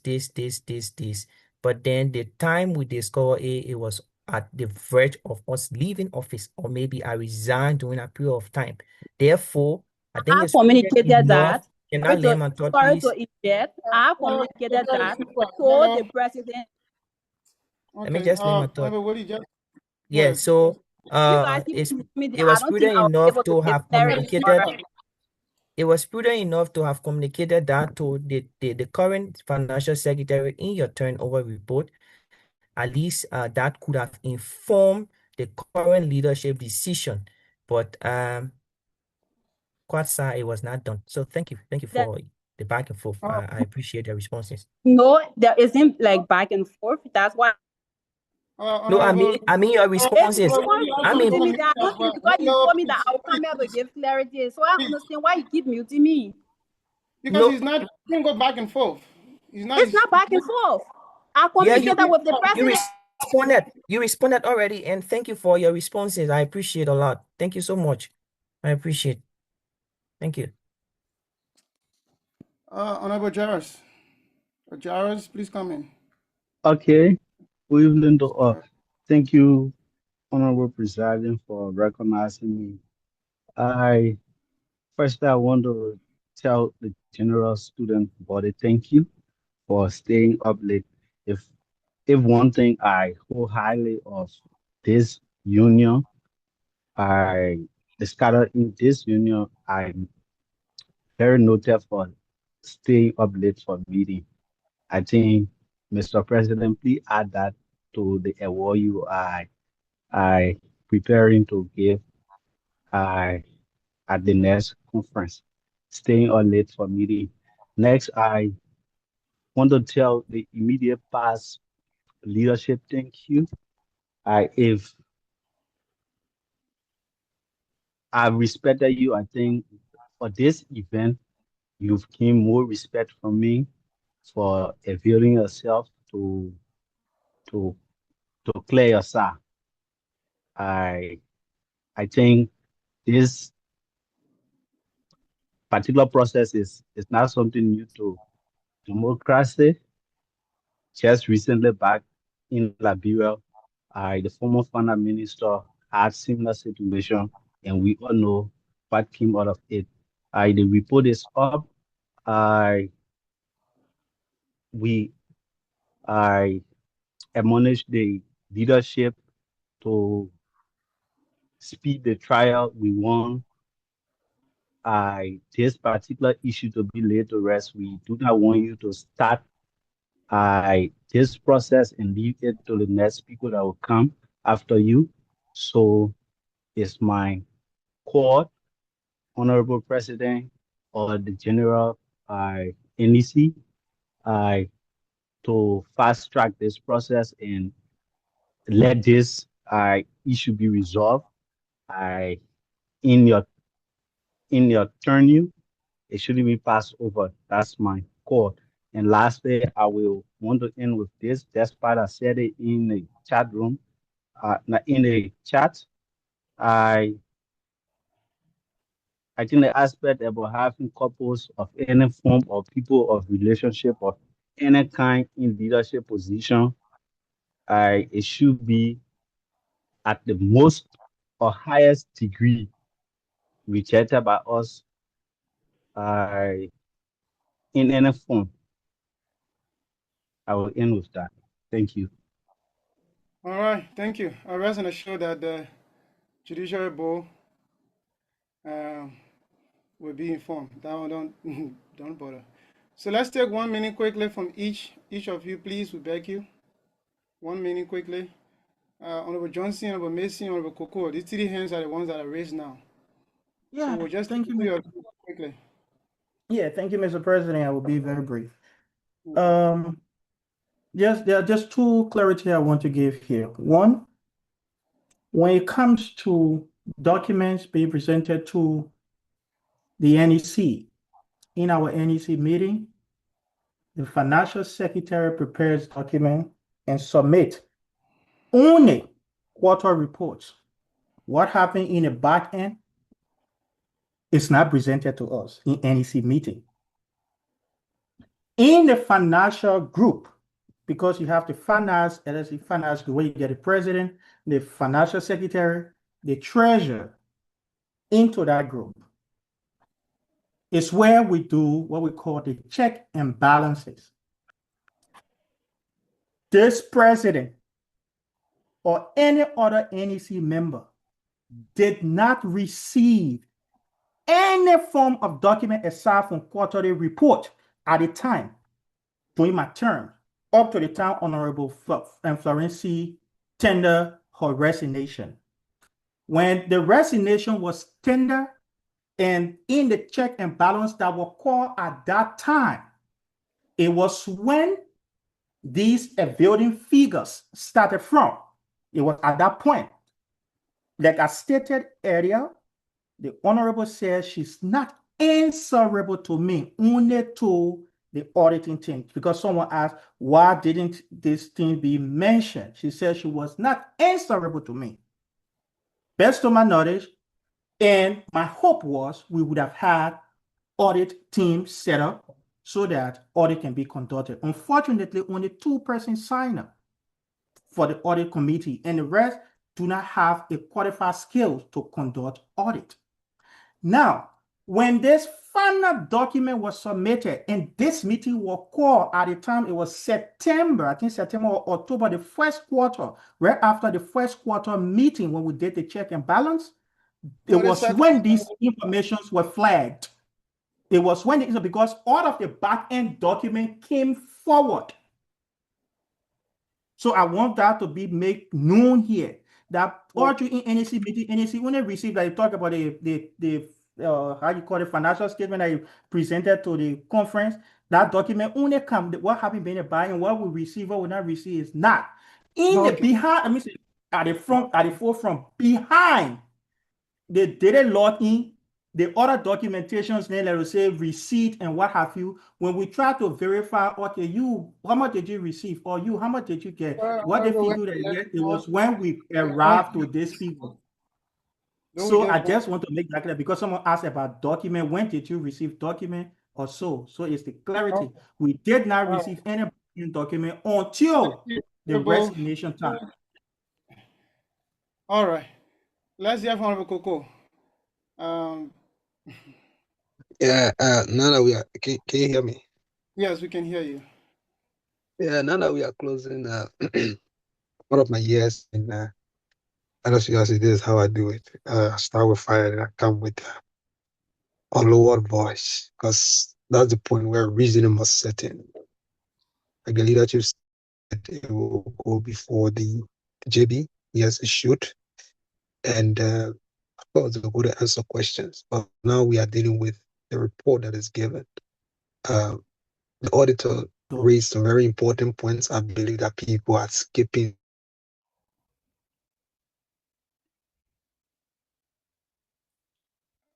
Hello, Honorable, are you still there?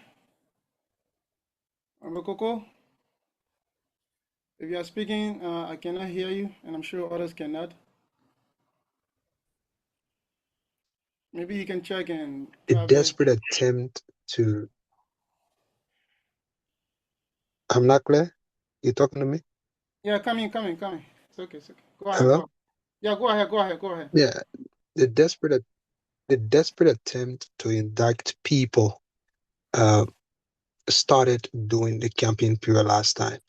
And funny enough, we were telling the other people that Honorable Tyler and stuff, that look, stop these assertions. Don't call people names. We're going back and forth with these people. That look, don't do this. Wait for professional opinions. And all of a sudden, there is a shift in the atmosphere. Now, the reason why it's alarming for me, is sad, is because you can tell clearly there is some dangerous game being played. We can see through these games. It's very obvious. And we'll cite instances where they come. That's what I'm saying. I will be at the conference and we'll remember our past at the conference. What we'll tell the presiding and many others is that we shouldn't allow this ugly past to mix with the present. If there can be a special section dedicated to these engagements like that, even though the JB will be doing that work, so that when history is written, people will not read history was told too much lies, because too much of those lies are being told. It shouldn't be that way.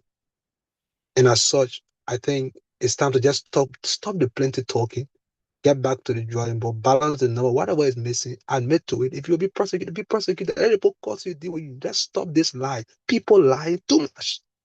And it's obvious from my end because I know these people, they've lied to my face before. They've done this thing to me before. So I know their lies when it come. I see it when it come. And it will not repeat itself in LSUIC. That's what I would like to say. Thank you. All right, thank you.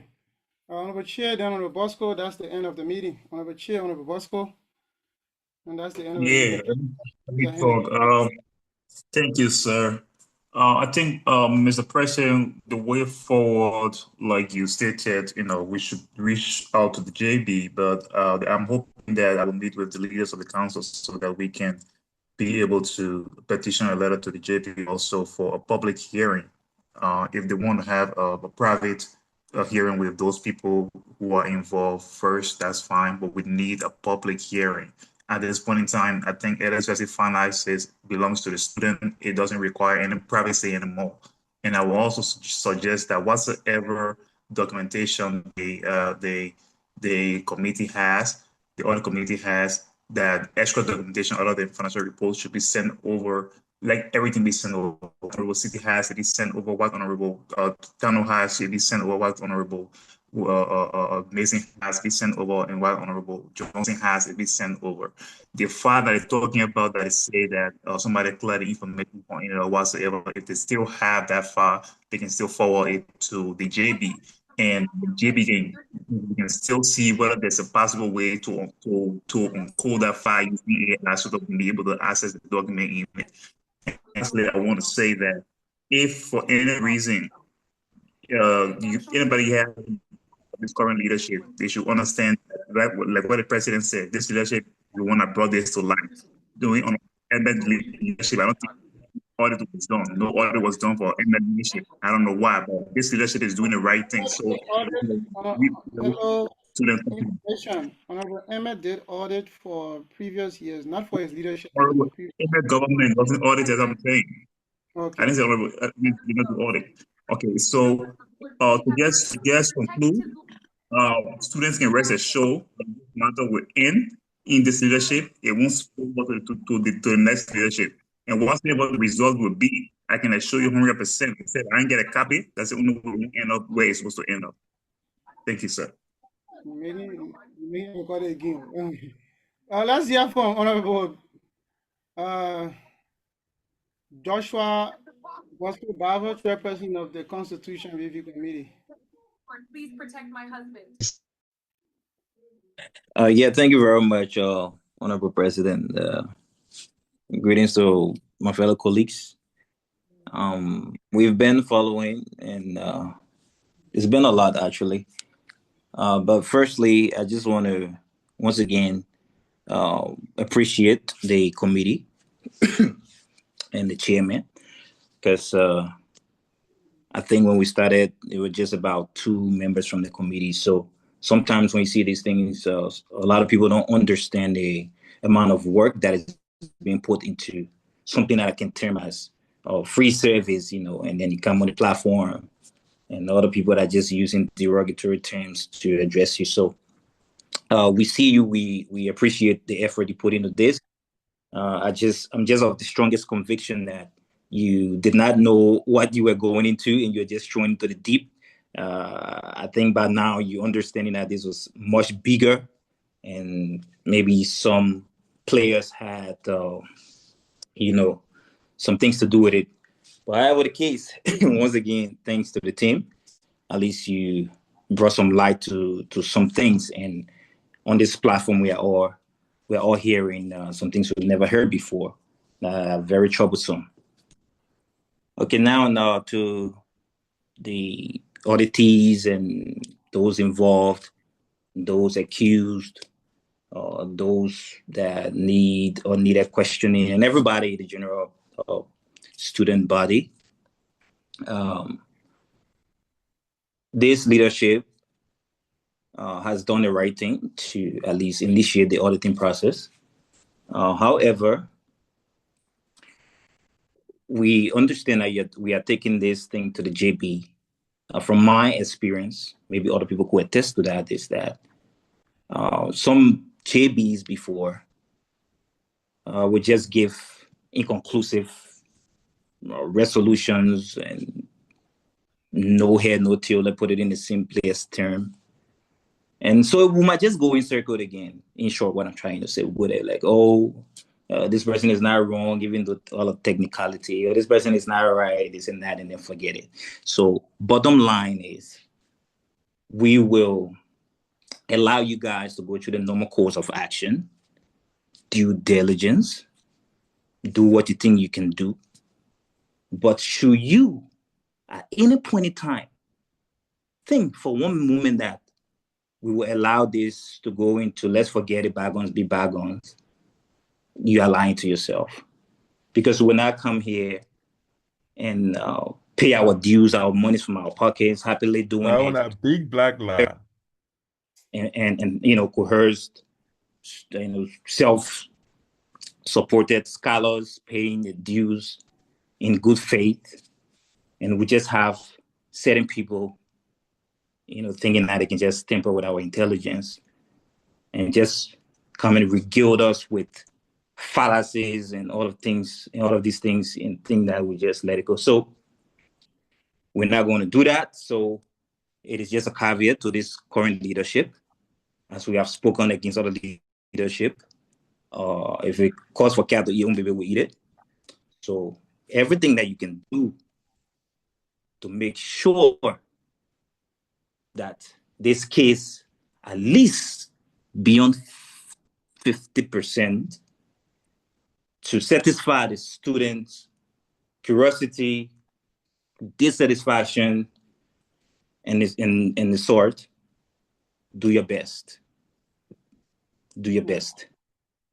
So that's it. And thank you very much. All right.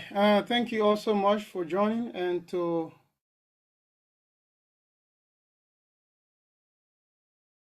speak or say anything. I respect your high court or high office. And to all of the members of the audit committee, thank you for the great job that you have done thus far.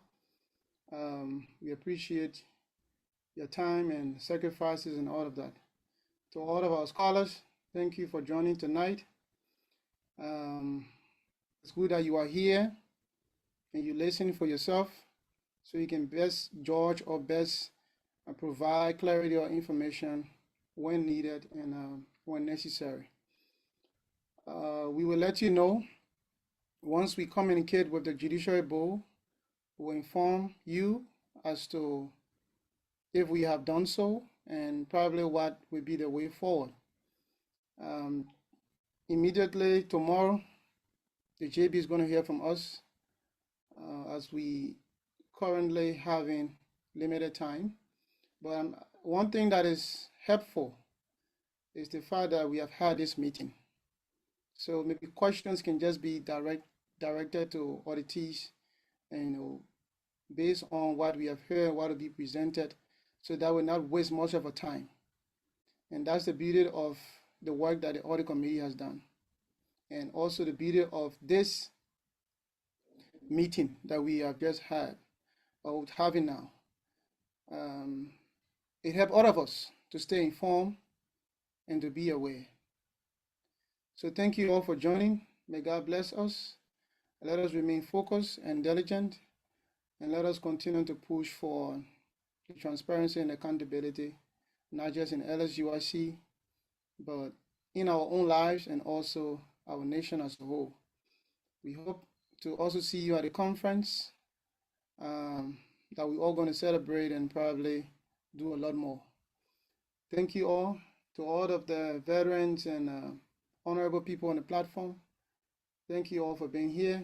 May God bless you, and may God save LSUIC. This meeting recording will be on LSUIC YouTube channel tonight. Right after this meeting, it will be there. You can always go back. The JB can always use it, and everybody can always go there and listen to whatever we have said here today.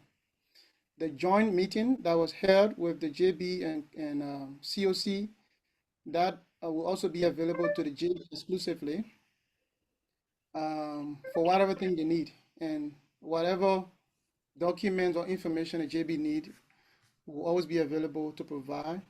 And we hope that they can come down hard on everyone.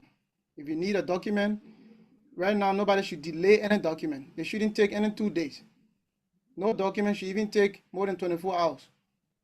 If you need a document, you request it, anybody who have it should provide it, because at the time, everybody already have a document. So there should be no delay in the workings of the JB moving forward. Thank you all, and do have a wonderful night. Prezo, when you post the video, do the comment also show? I forget to take some. I will enable comment. Okay, I forget to take some screenshots. I got space. That's why I bought my one terabyte phone for. Honorable President, if I may speak, please. Yeah. Meeting over, just speak. Yeah, Go I think you finish mentioned. Man. Yeah, go on, so I can end the recording. You call the 2 minute voice on there. Bible, you can come in quickly. I want to end the recording. Hello? Okay, maybe you have